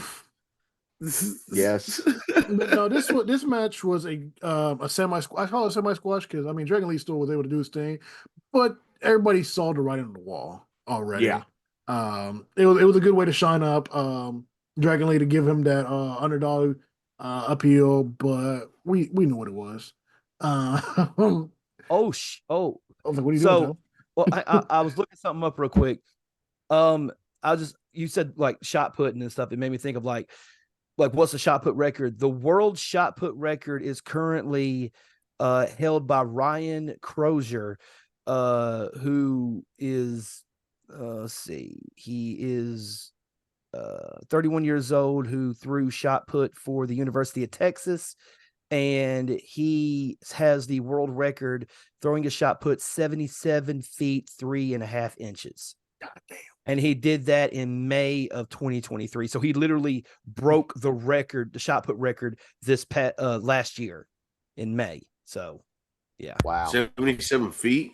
77 feet, 3.5 inches. That's fucking crazy.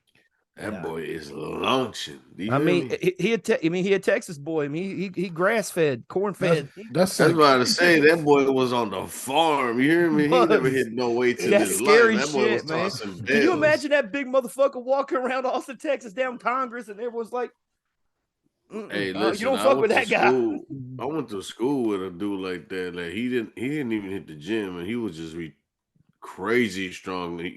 You know, every day after school he worked on the farm. I'm like, bro, you crazy as hell, boy. You just tossing shit. And he played football. He was just moving folks. I'm like, man, hell nah. I did shot put. I did. Work. Yeah, I mean, I did shot put in high school. I've never thrown 177 fucking feet. Jesus Christ. all right, so we are gonna go ahead and move on to our main event. But now we're gonna get to this main event of the evening, which was Dragunov versus wow, WWE actually posted the segment where the crowd chants Rocky sucks on their YouTube. Holy shit. I guess they're just gonna go ahead and just go with it. They don't fucking care.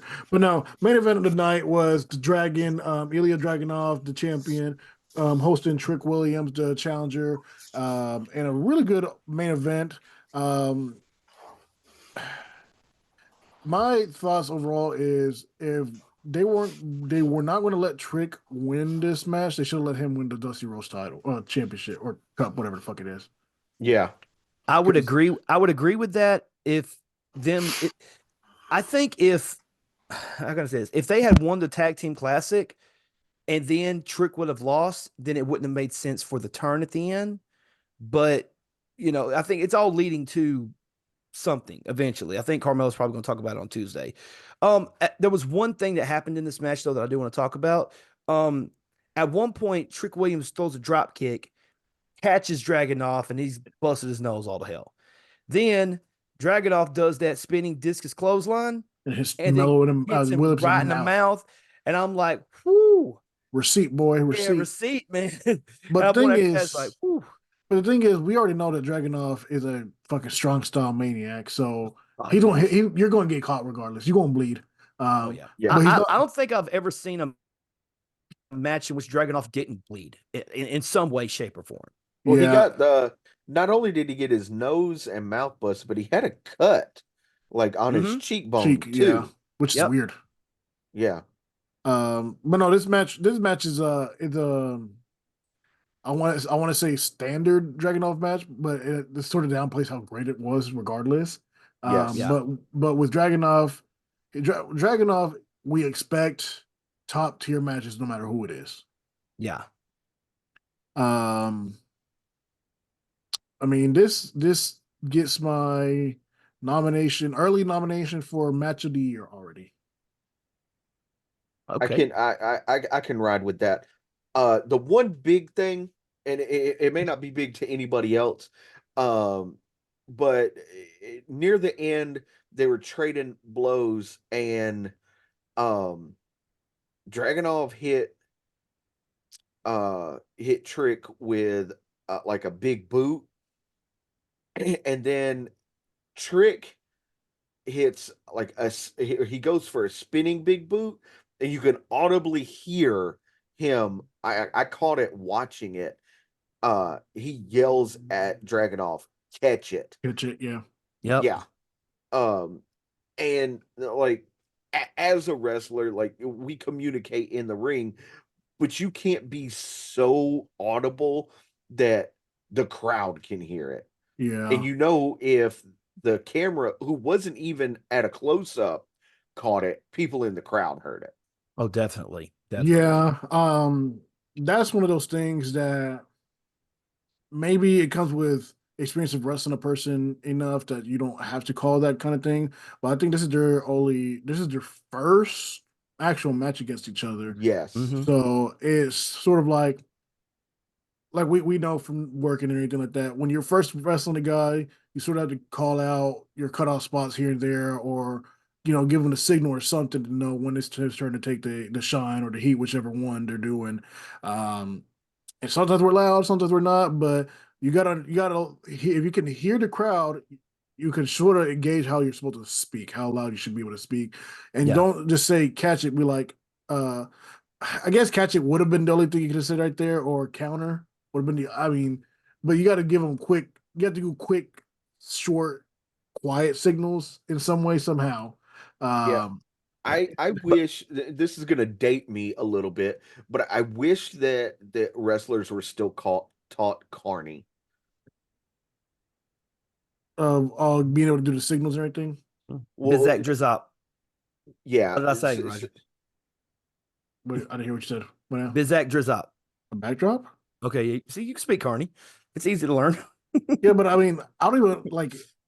I don't know. It's weird. Maybe it's the way I think. I think of even shorter ways instead of doing like weird ones like that. When you're going for a move, just say hit or catch. Like, hey, you're taking a hit. Just get ready for hit. Because remember, when you run the ropes and you don't know what to do, just yell out hit and just have the person be ready to fucking take a hit. I mean, I don't know what I want to do, so you better be ready. That's what I do. Throw it. It's happening. I tell everybody I wrestle. It's like, if you get lost, just put me in a headlock. We'll go from there. Yeah, I always do a rest spot. Like that's the thing. Like that's what these guys have to learn. And it's weird that Shawn Michaels is the main creative dude, and Carino's the main trainer.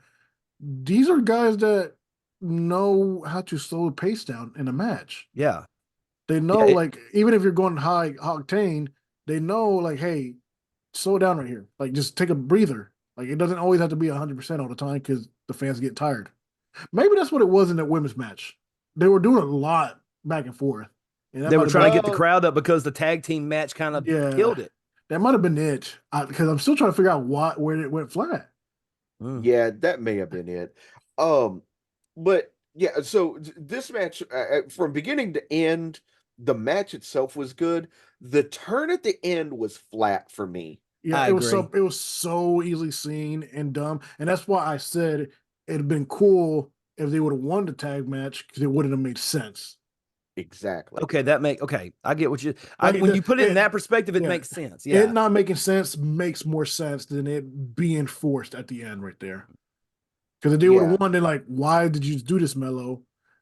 Like, Trick didn't win, so he doesn't have the title. So why would you turn on him? You guys just won a tournament. Yeah. And then I think what they're going to set up is eventually it's going to be Mello is jealous because Trick ended up getting his shine because the crowd was 100% behind Trick with the whoop that Trick chants and things of that nature. And it's almost like they kind of forgot about Carmelo in a sense. But hell, Carmelo's already been seen on the main roster, so it's like, why he do is you on the care? main roster. Like he's Right. So why do you care? Like he's working both, which is so let confusing Trick like get his shit. And that's the thing. Like, I guess they're doing that as it's like, and I know this is supposed to be a send off line here, his storyline.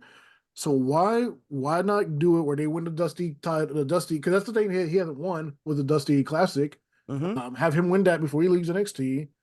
Because he won NXT, the North American tag title, heavyweight, or NXT title. Wait, did he win? Did he win the tag titles? I thought he did win it with Braun in their story feud, didn't they? Let me look it up real quick. Let me look it up real quick. I thought so. Let me look it up real quick. But but like he's already won as much as he could have won technically in NXT. Give him the Dusty win before he goes off. Have Trick lose it. Set up a triple threat at Stand and Deliver, and have Mello take the fall to Trick. So Dragunov still looks strong. It finishes the story of Mello being in NXT, and Trick gets to start the year as the champion. Yeah. He was never NXT Tag Team Champion. Okay. He was NXT. He was one-time NXT champion, two-time NXT North American champion. He was the last recognized NXT Cruiserweight champion. He was the 2021 NXT Breakout Tournament winner, and he has an NXT Year in Award, having Match of the Year in 2023 versus Ilya Dragunov at No Mercy. Yep. Like I said, the only thing he needed was a Dusty title, the Dusty Cup. I mean, the only tag team title he has is in an indie called Chaotic Championship Wrestling, where he was the Chaotic Wrestling Tag Team Champions with a guy named Tripalicious. I didn't even know he was an indie wrestler. I thought he was a college guy they found. No, Yeah. he's worked for Beyond Wrestling, Chaotic Championship, Liberty States Pro, Limitless Wrestling, Northeast Championship Wrestling, Northeast Wrestling. Um, So he's a Philly guy. yeah. Because it sounds like a whole bunch of Philly promotions. Not framing. Massachusetts. Well, I was saying because of Liberty Championship Wrestling and stuff like that. Yeah, I Liberty figured- Liberty Championship is, if I'm not mistaken, it's in oh shit. I can't remember the name of the city. I know it's close to Philadelphia. It's not in Yeah. Philly, but it's close to Philly. Yeah. But overall, Well, match of the night. Oh, go ahead. I was Evansville. gonna say, Evansville. There you yeah, go. I was gonna say real quick, when Mello turned on Trick, like he wears his leg out with this chair, Mm-hmm. and nobody fucking tried to stop this. Like No. there was no refs interjecting or anything until after it had already been done. Then they come in and they're like, you gotta leave. Like Yeah. normally, like, it was flat to me. Yeah, it was so easy to see coming. The fact that Dragunov left after winning the title, rolled out the ring and just left, like he just wanted to fucking change. You made it obvious. Yeah, like come on, man. At least stay there ringside or something, or do the thing we respect, do the respect thing and everything like that. Hug it out, whatever. Walk and then you walk off, like you're showing like, yeah, this is cool and everything, and then have Mel like attack him or something. Like there could have been so much better setup and way to do this. Like I said, like you could have done the deal. I'm sorry, I didn't mean to cut you off. Like you could have done the deal where Carmelo attacks Dragunov. And then Trick's like peel him off, saying, "Nah, man, come on, let's not do this." And then he goes to help Dragunov, and then Melo's like, "What the fuck? You're supposed to be my boy." Bam, and then attacks him after that. anything else would have made sense, but what they did. Yeah. But I still give the match itself, not the story after, but like the shit they went after, but the story, the match itself, 5 stars still. It was very good. Yes, I'd say 4.755 around that area. Like I said, it's the for me, it is the early nominee for match of the year. Okay. Yeah.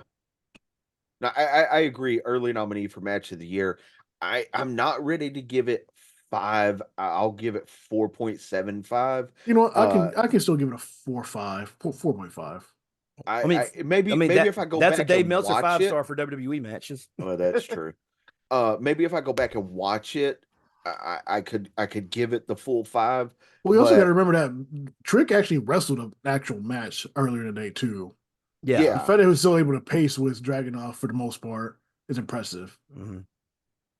Considering, go ahead, Loso. I'm sorry. I was saying, considering they're like the B class before they hit the big stage, I give it a 4.25. See, before it was the better match of the whole whole night. I will agree on that. It was definitely better match. I honestly think it was probably match of the night with a close number 2 right behind it, probably being, believe it or not, the damn tag match at the beginning. Not Stacks in it. No, Gacy and Dijak. Yeah. That's roughly close. Then the Dusty Classic top finals. Yeah. We can all say the worst match was that 6-man though, right? Couldn't even go to 6-man because the 2 women did 2 actual spots and then we're done. I don't even know who them girls are, to be honest with you. One of them calls the colored one calls herself the Madrina, aka the stepmom. Wait, what? Madrina's godmother. Godmother, yeah, godmother. Sorry, godmother. Okay, sure. Yeah. And then the other one, the other girl's name is Rizzo. I was like Rizzo, and I don't know, is that Jada Parker? Is that the? I have no idea. I just know they called her Madrina, and I was like, yeah, okay, like we're really leaning into this racism. That's what just yeah. And how we get away with this still? I don't know. It's all a gimmick. Out the mud. Overall, NXT Vengeance Day, what would you give it? B plus. I go B plus. 3, 4 stars, sir. Stars until I thought we do overall as a grade. Okay, all right. I give it a 3.75. Still better than a Rumble. 3.5. 3-5. There were matches that could have been better. Oh yeah, but Yeah, it's still better than Rumble. I think that 6-man kind of brings it down a little bit, though. that 3. I'm gonna ride with Loso and say 3.5, 3.5. I also said 3.5. Oh, I thought you said 3.25. No, I said 3.5. I said 3.75. Roger said 3. Yeah, Roger said Okay. 3.75. Yeah, But but yeah. all right. From here, we're gonna move on to I forgot what we were gonna do next. Football. Football. Yeah, real quick. Yeah. So the Chiefs and the 49ers going to the Super Bowl. The Lions shot themselves in the foot by going for it on fourth twice when they could have kicked both opportunities to actually go in advance. Yep. But that's Dan Campbell. We know he's aggressive. He don't fucking back down. That's why we love him. That's what the culture he brings to Detroit. But I'm when not- does going forward on fourth down become a detriment? And, You know what I mean? and Like- Detroit never. Hey, here's the thing: Detroit don't give a shit right now because they were going 0-16 at points. So Well, they when don't does not giving a shit become a detriment? I mean, let's be honest.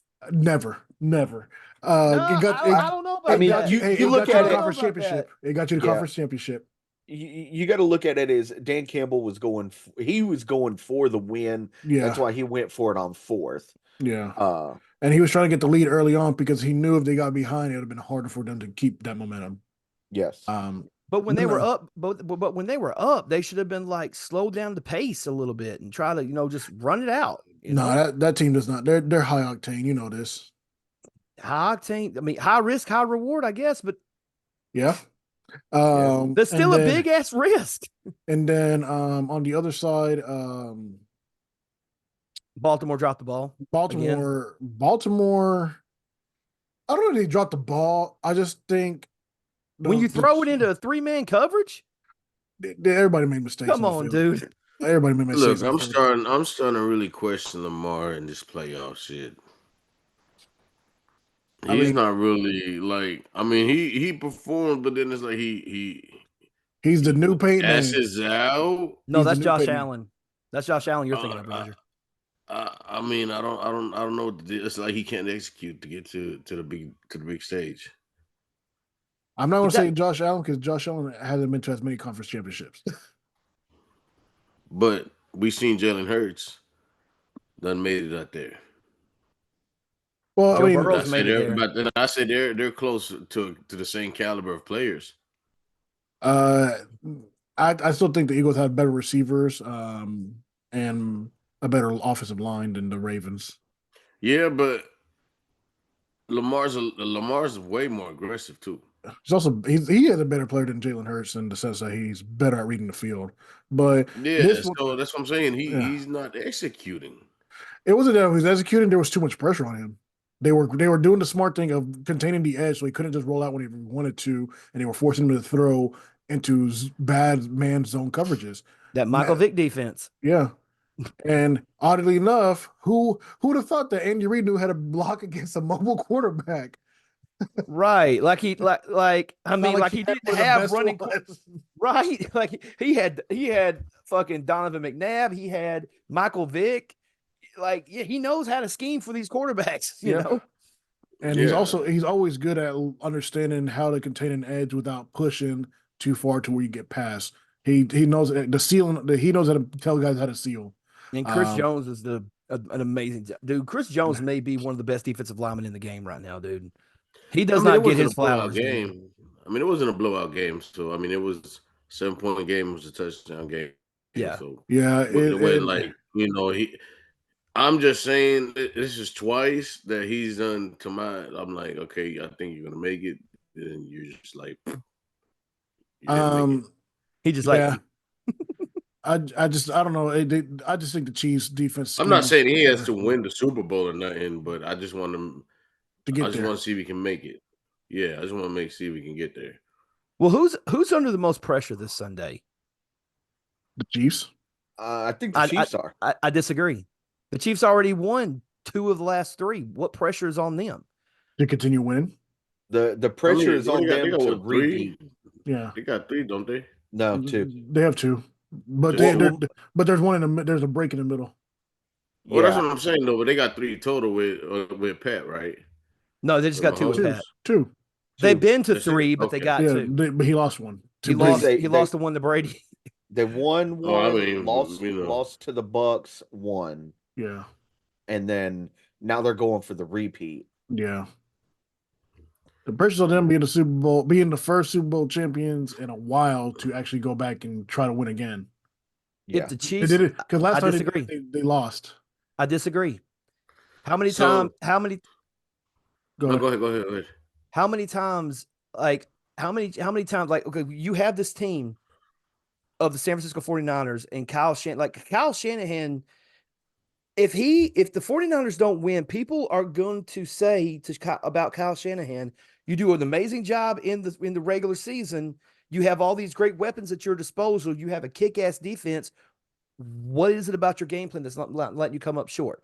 You got hold on, let me finish. You got Brock Purdy, who is Mr. Irrelevant. And I know people are going to say, oh, well, Brock Purdy wasn't supposed to be in the Super Bowl anyway. He's Mr. Irrelevant. So he has at least an out at that point, and they have a great team. Like for me, there is no pressure on Kansas City. If Kansas City loses this game, we kind of knew they were going to be there, and they were more than likely the odds-on favorite to win anyway. We can't say the same thing about San Francisco because they were in a division that we literally thought it was going to be the 49ers or the Eagles. So when the 49ers got there, we were also worried about like, okay, is Christian McCaffrey going to stay healthy? Is Deebo Samuel going to stay healthy? Is that defense going to rise to the occasion, or are they going to fold like they've done in the past? So I think that the 49ers are under more pressure right now than Kansas City, because here's the thing. Even if Kansas City loses this game, they still got Mahomes, they still got Andy Reid, they still got a great defense. They'll be back next year, Okay. They still have Mahomes. That's a for sure. The current rumor is Andy Reid's done. Win or lose Super Bowl, he's done. Now, has that been officially confirmed, or that's just the rumor? That's the rumor, but it's been rumored by very credible sources. The other rumor is Travis Kelce done? is also done. Travis Kelce is done. I can see Travis Kelce being done. Yeah. Yeah. So both the brothers are going to retire in the same year. Yeah. Well, I mean, it's kind of cheesy. they only came up 1 year apart from each other, didn't they? Yeah, but if I was the other brother, I at least would have tried. Like, if Travis is going to retire this year, I'm going to go one more year, see if I can get No, he's a center. He gets abused more than Travis does. I know, right? Yeah.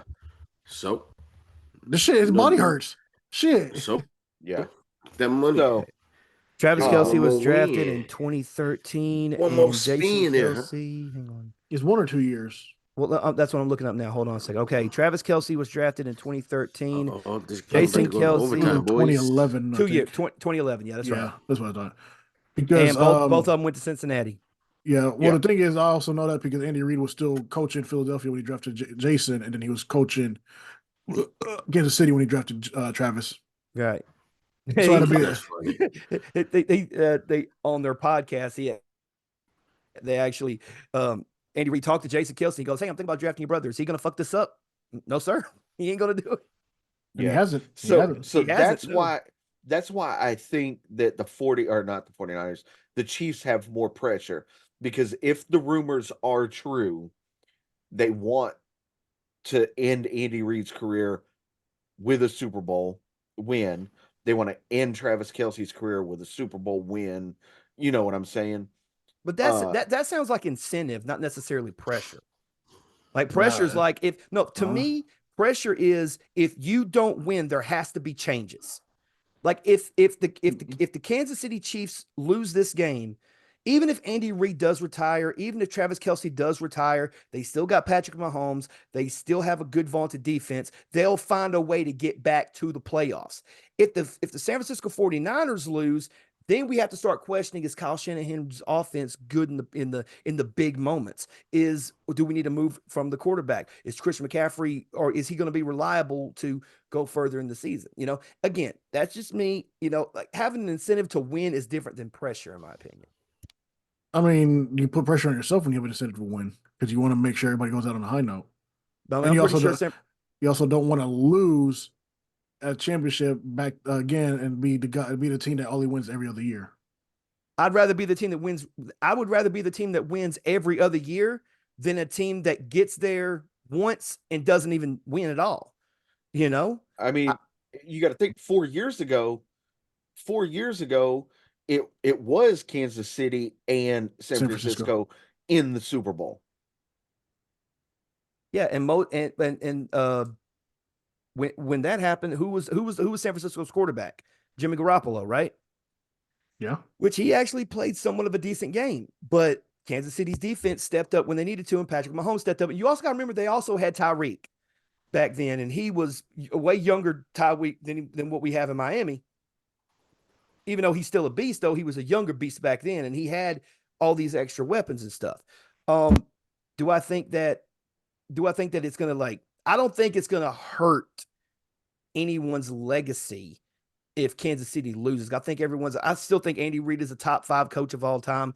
Travis Kelce's on the Mount Rushmore of tight ends. There's even talk about Patrick Mahomes being the GOAT. I'm not going that far just yet with it because I feel like he needs a few more years. I mean, granted, he's been to the AFC Championships all 6 years that he's been the starter. So, and then I want to see how the defense turns out and stuff. I mean, this game, it might be a little bit harder to call than people think it is, I think. So speaking of calling, I want 49ers. where are you guys going for the Super Bowl? 49ers. I want Christian McCaffrey to get his championship. Talent? I hate to say it. I want the 49ers to win, but I think it's going to be Kansas City. I think Kansas City is going to win it. Los? I hate to say it. Well, just because I work with a diehard Chief fans, I'm going with the Niners. Against the grain, I get it. I'm going 49ers. I think they just have the more overall complete team. They're getting weapons back that they didn't have in the NFC Championship game against the Lions. So I So think what time is this Taylor halftime show start? it's actually Usher, but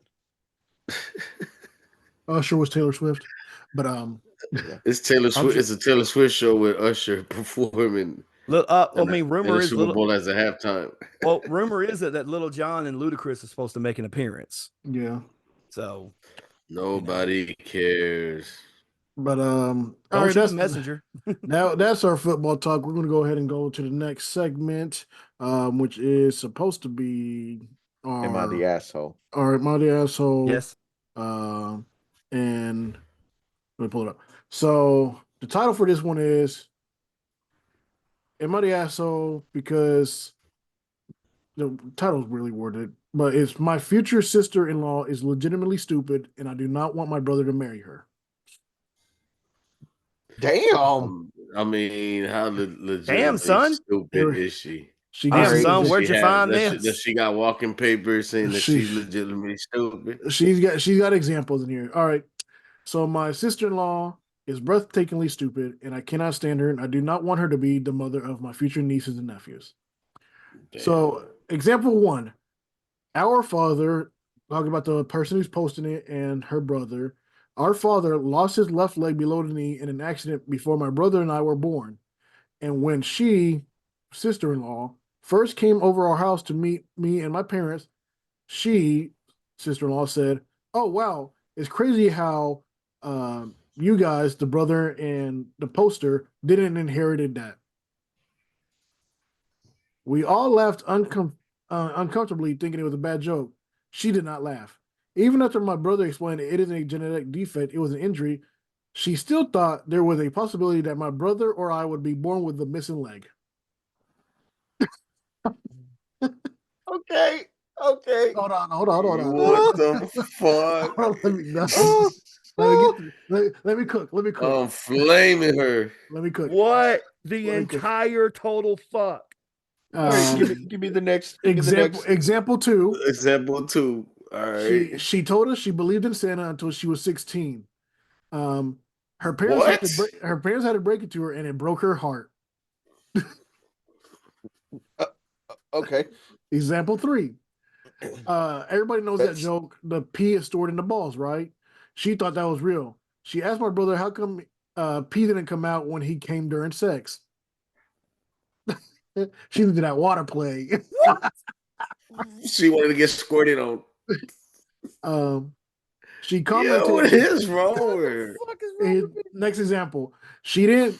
She commented that she never sees pink lemons in the store. She literally thought pink lemonade was made from pink lemons. Bitch, why didn't Side you just hand her grapefruit? side note, there actually are pink lemons, but their juices are clear. Yeah, but you should Yes. have just gave her a grapefruit and cut it open. But there you go. She didn't realize. She didn't realize She that. probably wouldn't realize it. She didn't No. realize. She didn't realize Donald Trump, the actor, and Donald Trump, the president, were the same person. What? And speaking of Trump, she too tried to look at the solar eclipse without sunglasses, despite my brother pleading with her to keep them on. I'm done. Fucking done. So she don't went blind for a few motherfucking minutes. Stupid Okay. bitch. Hold on, there's still more. There's still it's a long There's- post. You're There's more. lying. more. You're lying. There's no There's more. more. You're lying. She You're thought lying. she Give thought me more. Give she, me more. She thought blood diamonds meant they were made from blood, and we found out because she asked, "How come diamonds aren't red?" I mean, they are kind of made with blood in a way. She thought in order to play for a city sports team, you had to be from that city. So it confused her when one of our players got traded. She asked, "Well, what other team do we have here?" She We have didn't. the away team. She didn't think that platypuses were real. Were they watching Phineas and Ferb? I was like, PD, the platypus ain't real. What are you talking about? She, oh God. She Stop. wants Wait. How old is So- she? 25. Wait. 25. The The sister-in-law, yeah, the time this was posted, she was 25. the one doing the dumb shit. No, there's Asking all more. the There's questions. more guys. Guys, You're, there's Oh my more. you're lying. God. You're There's lying. more. Give me more. Give me more. Come on. She once tried to correct me when I mentioned something being $100 million. She goes, don't you mean a billion? Because she didn't think 100 million was a real number. She thought it went 99 million, then 1 billion.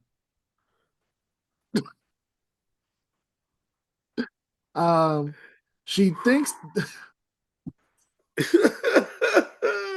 Hey, let me hold 100. Let me hold 100 mil, girl. You good? she Let me hold 20 till Wednesday. You know she what I'm think saying? Let me- hold on, let me get through this. Yeah. She thinks the moon gives off light. I try to tell her it's the reflection from the sun, and she argues with me, saying that couldn't be true because the sun was down behind the earth and it was lighting the moon. And if it was lighting the moon, it would light up the entire world. Ain't no fucking way. She thought Obama did the "I Have a Dream" speech. God damn. Why on February are you gonna say that? I don't. Hey. Obama was all about that dream change, right? No, that was Michelle. That was Michelle Obama. Just had to go with it. Hold on. All right. She thought Obama gave the "I Have a Dream" speech. All right, let me finish it. Let me finish Martin it. Luther, boy. I have a dream. Let me finish Obama this. Let me Jr. finish this. So she goes on and says, I could go on for days. Now my edit this post as I remember more examples of her during last moments. She's been with my brother since he was in college. She was not in college with him. They met at a music festival. She literally said she didn't want to go to college because it seemed super hard, which it is for some people. I mean, that's fucking viable. I have such a hard time being around her. I do not understand why the fuck my brother what the fuck my brother sees in her.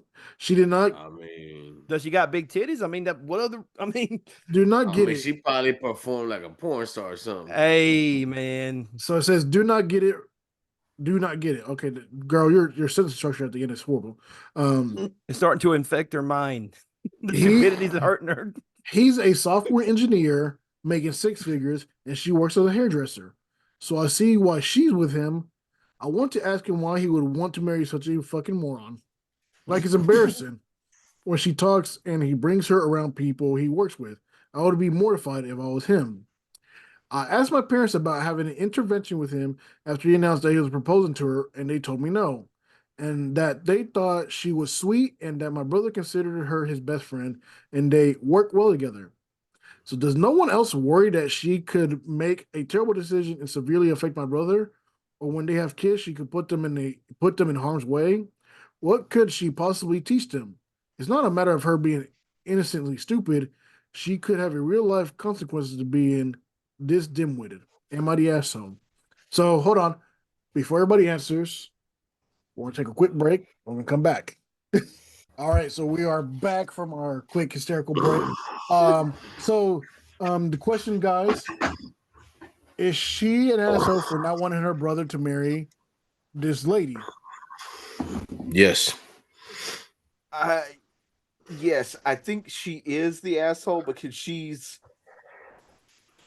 given all these examples of why this lady is dumb, and they're funny, they're hilarious, but she like there there has to be good qualities about her, otherwise the brother wouldn't want to marry her. The rest of the family wouldn't be like she's sweet and caring and all this other stuff. So I think she's just pinpointing all the negatives and saying, like kind of projecting the worst. Yeah. Well, Uh, maybe the sister doesn't have, you know what I'm saying, a sense of humor like we do, for one. okay, And first of like all, you said, you may not have a sense of humor, but this bitch literally said Obama did I have a dream speech. that's just funny. I have a sense of But humor with that but shit. but That's but funny as hell. Barack Luther But King, I'm saying, Martin what Luther I'm saying Obama. though, like Chip said, maybe she has other qualities that she doesn't know about. And I'm not referring to nothing sexual, you know what I'm saying, anything like that.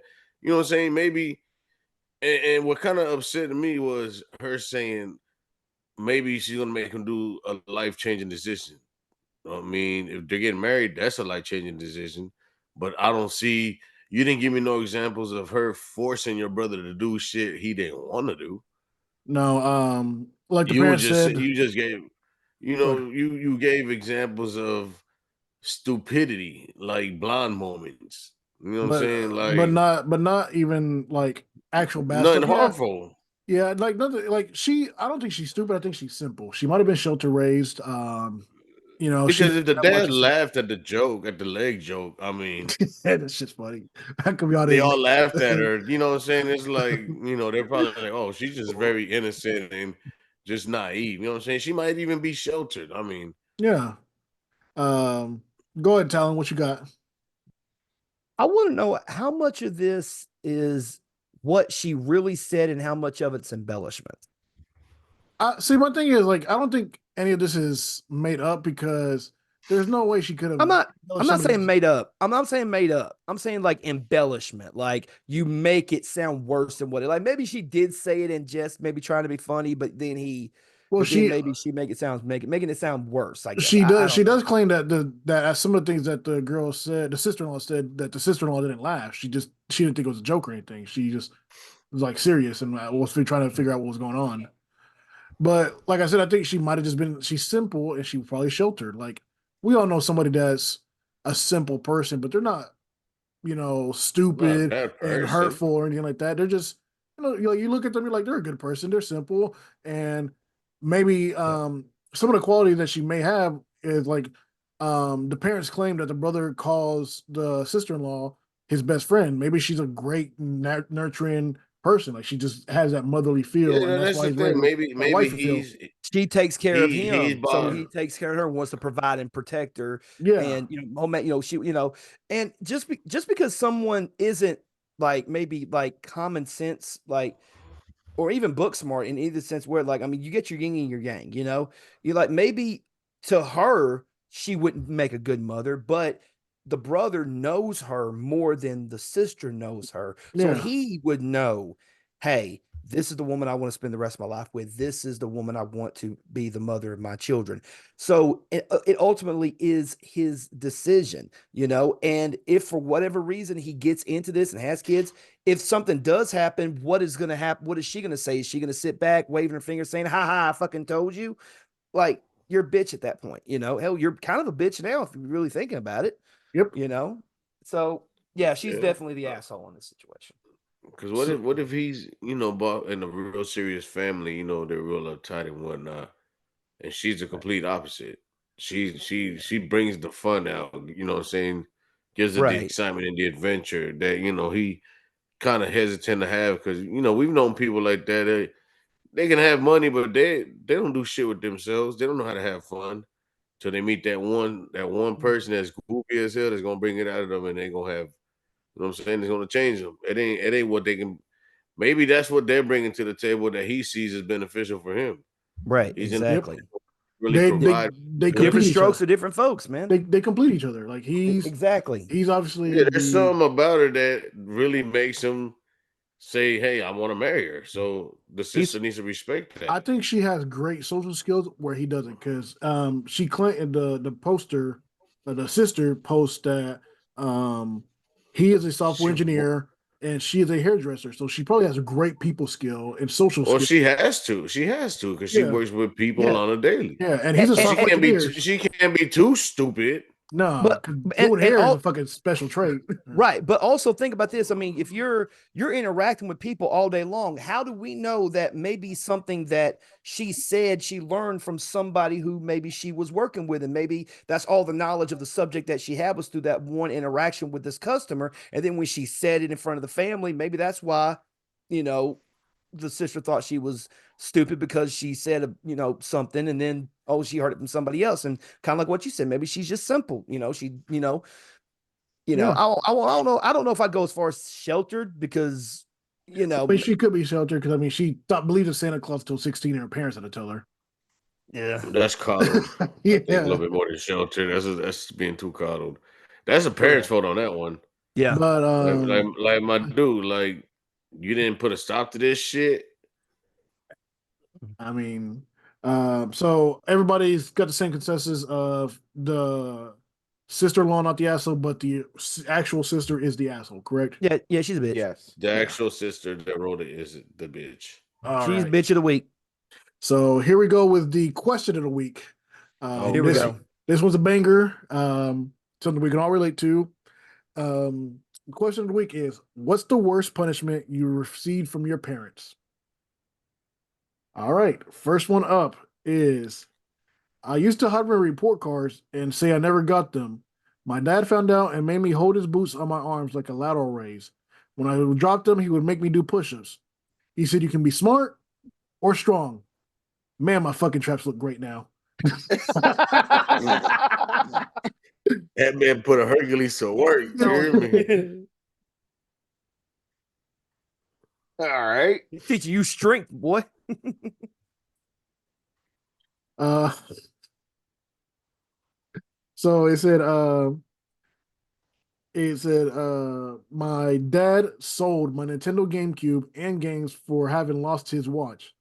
He found it a few weeks later inside of one of the shoes he wore the night he lost them. We'd be hey, Oh, look, that's we'd some have to be throwing some hands. man. Some furniture gonna be moving. Whew. Nope. So this one Oh, like what you laughing about? I'm reading this one. I'm trying to think about it. What it said. My parents made me write a heartfelt apology letter to our cat after I forgot to feed it. What? Excuse me. Huh? God damn. You repeat that one more time. Excuse me. My parents made me Dear kitty. use a I'm bitch ass sorry. cat. I'm sorry. I called you a cunt. My I'm parents. sorry. I threw you against the wall. Sorry. Go ahead. Sorry. My parents made me write a heartfelt apology letter to our cat after I forgot to feed it. That was the punishment. I'm sorry. I'm sorry. Damn. This one tied my hands and feet with the rags she used to cover my head when she prayed, and then she whipped me for 10 minutes. Oh, what? What? That's abuse. Yeah. That's yeah. Hey, she gave him the business. Yeah, she gave him 10 minutes of the business. Good Lord. Hey, at least when he went to school, you Ugh, want to go 10 minutes? You want to go 10 minutes? I can't. That's I can't condone that, man. Not that one. I mean, don't get me wrong. I believe spare the rod, spoil the child, but damn, 10 minutes. Like after the first 2 minutes, you're like, you good? Yes. All right. Take your ass to bed. Shit. I can't say shit. I got my ass whooped with a pair of boxer shorts down the hallway. Oh my God. My father dropped my older brother off at the cemetery and drove off with my brother chased after the car. The dad dropped his ass off At the cemetery and drove off. What a dick. Oh, Why put a fence up? Why put a fence up? Them on the inside can't get out. Those on the outside aren't in any hurry to get in. So you're safe, I guess. Oh my Lord. No. What do you mean? No. That's traumatizing. Yeah, that's what I'm like, bro. Like, how old was this little kid? What, 11, 12? The guy that posted it said he was 4 or 5. But he doesn't say how old his brother was. You were thinking like close proximity, you know? My God. That is not acceptable. That's child abuse right there. My mom made me cemetery. Hey, drop him off. Hey, here where you going? At least drop him off at the police station. Go ahead. So here, my mom made me stand in the corner for hours while we had company over because I was teasing my little brother. When we moved, you could still see my footprints from where I was being held hostage. Good Lord. Stand in the corner on your tiptoes. Is that like? Nah, somebody had his foot on his fucking back and on his neck. Apparently, goddamn. Little brother had his foot on his neck. Tell me, yeah, bitch. All right. Yeah. So this next one, my mom came to my high school. My mom came to my high school, and I wasn't there because I cut and then I missed the bus. I got home after the streetlights came on and just charged it because the whooping was coming. My mom and dad were outside. They've been divorced 15 years and hate each other. I caught it outside and inside. Dad would cut that ass at the outside. They about to finish you off. Look, bitch, I hate you. If there's one thing we agree on is this little motherfucker needs his ass whooped. So let's do this. Man, that's some bullshit, bro. Man. I've been done like that. My mom beat my ass one time and told my pops, and he finished me off. Nigga, what the hell? I'm like, goddamn. Like, okay, whatever. Lock your ass out the house when the street lights come on. You ain't in the house. Shit. If I pull up to the house and both of you standing outside, I'm homeless now. I'm leaving. What the fuck you mean? Shit, I started smart. I'm gonna stay at my homeboy's house. I'm calling. Hey, Raj, can I ask your mama if I can live with you? Hey, mama, can Chip stay over? He's like, no, I'm gonna whoop his ass too. It takes a village, man. I'm telling you. The advantage we had back in the days, we got to wear baggy clothes, so I had to, double and triple layers sometimes. So I was like, shit, I got to cushion that motherfucking blow somehow. Them little kids nowadays with them skinnies, boy, you can't do that, boy. They gonna tell you got on more than one pair of fucking pants on, boy. They gonna tear your ass up. Yeah, you wore Jinkos a lot, didn't you? Man, I had a couple pair. You know what I'm saying? I had some Jinko shorts and some pants. Yeah, God, I don't lie about it. With a white tee, huh? All right. Nah. He had white, me and the white don't mix, boy. I always end up getting a stain on it. So Did you I hate white shirts. All right, so here's the next one. Grounded for 1 month by my single mom. I was too big to beat, so she took my power cord to the PS2 and left the console. She said, I let you look at your mistakes. If I wanted to go outside, she'd take one shoe to make sure I'd come back ASAP. Hey, at least he got more modern than me. Problems have modern solutions. Listen, you can go in the next room, Roger, and ask mine and them punish me for the whole summer. And we lived on the last floor of the motherfucking building. So I was looking down like, God, hot as fuck, cause no air conditioning. Hot ass motherfucking building, window AC, and then that shit go out. That shit go out. I'm inside. Mom's downstairs sucking breeze and shit. I'm like, God damn, this is child abuse. You know what I'm saying? Was this when? Hey, was you this can't when go downstairs? Was this when y'all was in New York? Yep. Yeah. Oh, wow. Up in the third floor, Ain't no central heating there at that bitch unless you work at a building. We had window units, and them motherfuckers went out every summer. Yeah, and it don't matter about the fan because it's the complete power transformer that went out. So hell, plugging in the fan didn't do no good. You Y'all got from to the remember this is the 90s and early 2000s. Oh The God. 99 and 2000. The 99 2000, we hot boys. Y'all from the Bronx. Was it Bronx? Yeah. Nah, Yeah. Westchester County. Which is in the Bronx. No, it ain't. No, It's it ain't. upper- Westchester's on. Nah, What Westchester's borough were you in? Yes, it is. If the borough is Mm-mm. the Bronx, bro. Yes, it is. Look at the map. Hold on, I'm going We're to not Google part of Maps a real quick. borough. Hold on. It's We're literally not right part up, of a borough. bro. It's 20 minutes We're from the. outside of the borough. It's What's the 20 name of it, minutes. Los? What's the Westchester name of it? County. Westchester Westchester County. County. It's The literally Bronx 20 is not minutes from the included. fucking Bronx Zoo. It's not included in the Bronx. The Yes, it Bronx is a is. whole. No, it's not. Talent looking it up. Watch. He's gonna tell you. Okay. Oh, hang on a second. All right, well, you do that next one. The next punishment: kneeling on bare knees on uncooked rice for Ooh, on 5 minutes. rice. And for 5 minutes. Yo, that shit. Have you ever done that? No, I'm not a fucking slave out there. Nah, I've Wait, seen somebody that Hold they on. kill like that before. What'd you say? Westchester County. No. The punishment was kneeling on bare knees on uncooked rice for 5 minutes. Yeah, fuck you. Hell no. You know, that's like a military punishment. That is fucking North Korea punishment. Rice patty. God. The Fucked up closest in the rice patty borough. goes. Hold on. The closest borough in Westchester County, New York, is Yonkers. Yonkers is in the borough. I'm How's just saying. Yonkers borough? It's not. It's part of the Bronx borough. All right. What's the 914 area code? Westchester County. Westchester County, yeah.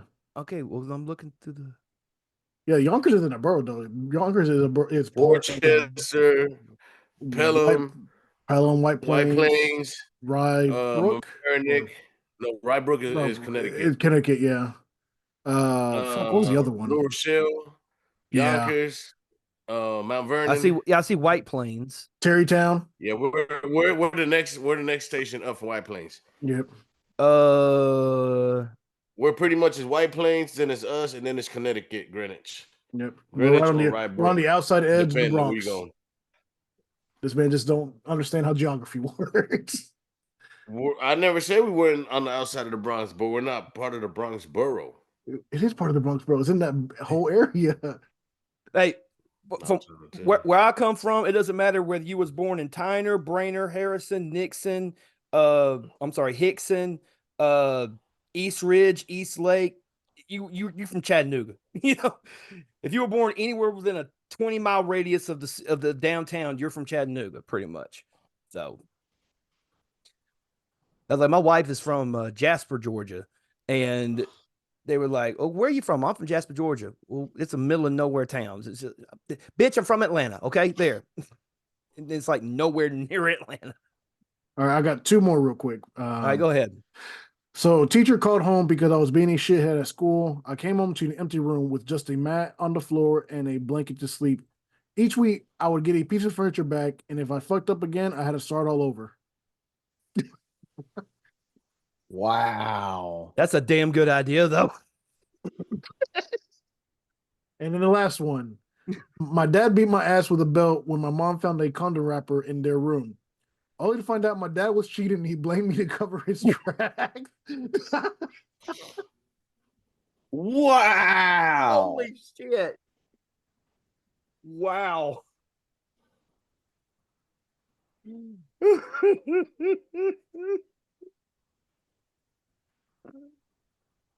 Wow. Oh my God. Hey, Roger Wright is part of Westchester County. He's still on that bullshit. You know this man don't listen. Man, I'm trying to tell you. He doesn't know how geography works. All right. So now we're getting to our closing statements, guys. So anything you guys want to say before we head out here? Go ahead, Chip. Go ahead. If you haven't already, check out Delicious in Dungeons, Solo Leveling, Metallic Rouge, which we Yes. forgot to talk about, but we'll talk about it next week. We'll talk about it next week. Undead, unwanted adventurer. Sign of affection This- for you, slice of life people. Yes. Spy Family for the kids. Also, if you are in the Atlanta area, this weekend, which is February 9th, 10th, and 11th, check out ATL Comic Convention. You'll see us wandering around with cameras and everything. Get your picture taken. Tag yourself in on Facebook that you met us. Tag yourself on Instagram, Twitter, whatever. We'll be at ATL Comic Convention all weekend long. And as always, please do not leave without leaving a like, comment, share, and subscribe on YouTube and Spotify. Yeah, I thought you were going to say I something. know if you had something. All right. No, I was Yes, just like what Chip said, man, ATL Comic-Con this weekend, we're really looking forward to it. Can't wait to see everyone who's going to be out there. Of course, if you're going, then you already know who's going to be there. A lot of big guests are going to be out there. They got a lot of cool panels going to be there. They're doing a Walking Dead panel. They're doing a Sons of Anarchy panel. There's just a whole bunch of cool celebrities that's going to be there. Norman Reedus is going to be there. Ron Perlman, a man who gave me many a nightmare as a young child, Robert Englund, who's the voice. I'm sorry, the man who basically is known as the godfather of slasher films and Freddy Krueger. That's gonna be scary, but anyway. That being said, also, ladies and gentlemen, if you want to support Movement Radio, check out streamlabs.com/Movement Radio /merch and go copy some merch. Also, check us out on all of our social media platforms: Facebook, X, Instagram, TikTok. We got a lot of cool stuff coming down the pike, and really looking forward to this weekend. I think it's going to be pretty fun. And Los, anything you want to say before we bounce out of here? Nah, man, as always, I appreciate you guys letting me come through and hang out with you guys. We appreciate you coming through and wanting to hang out with us. Oh, yeah, man. It's always a blast. Is there? Roger, you got any final words? Let us know how your parents used to beat your asses. I want to know that. Go ahead and who here had to be with a damn pair of boxer shorts? No, it could be like that one video where the dude was talking back to his dad, so his dad gave him boxing gloves and told him if he wanted to be a man, he had to beat a man first. Mm-hmm. That's how you do it. That's called child abuse still, but yeah. I mean, you don't hit them hard, just just knock them out once or twice. Yeah, that's fine. They'll wake up. You can knock them out. They're still breathing. They ain't dead. You'll be fine. You don't need concussion protocols anywhere. No, couple of body shots. It'll be fine. He'll shit blood for a couple of days, but he'll be okay. It's going to get stronger. Anyway, you gotta learn. You gotta learn, right? Fuck around and find out. Exactly. But these are all jokes, by the way. We don't need defects coming asking me no damn questions later on. Oh, okay. Okay, sure. I got you. You got something in your eye? No cap. Yeah, go ahead. Oh God, yes, ladies and gentlemen, thank you so much for checking us out tonight, man. We really do appreciate you guys, all the love and support you guys have been giving us. Like what we said, streamlabs.com. Check us out right here on Spotify and YouTube. Again, all of our social platforms. And if you're going to be in Atlanta this weekend, can't wait to see you. Can't wait to hang out with you. And until next time, thank you for watching. I'm Talon Williams. I'm Chip Hazard. I'm Roger Sierra. And I'm Loso. And this is Movement Radio. God's plan.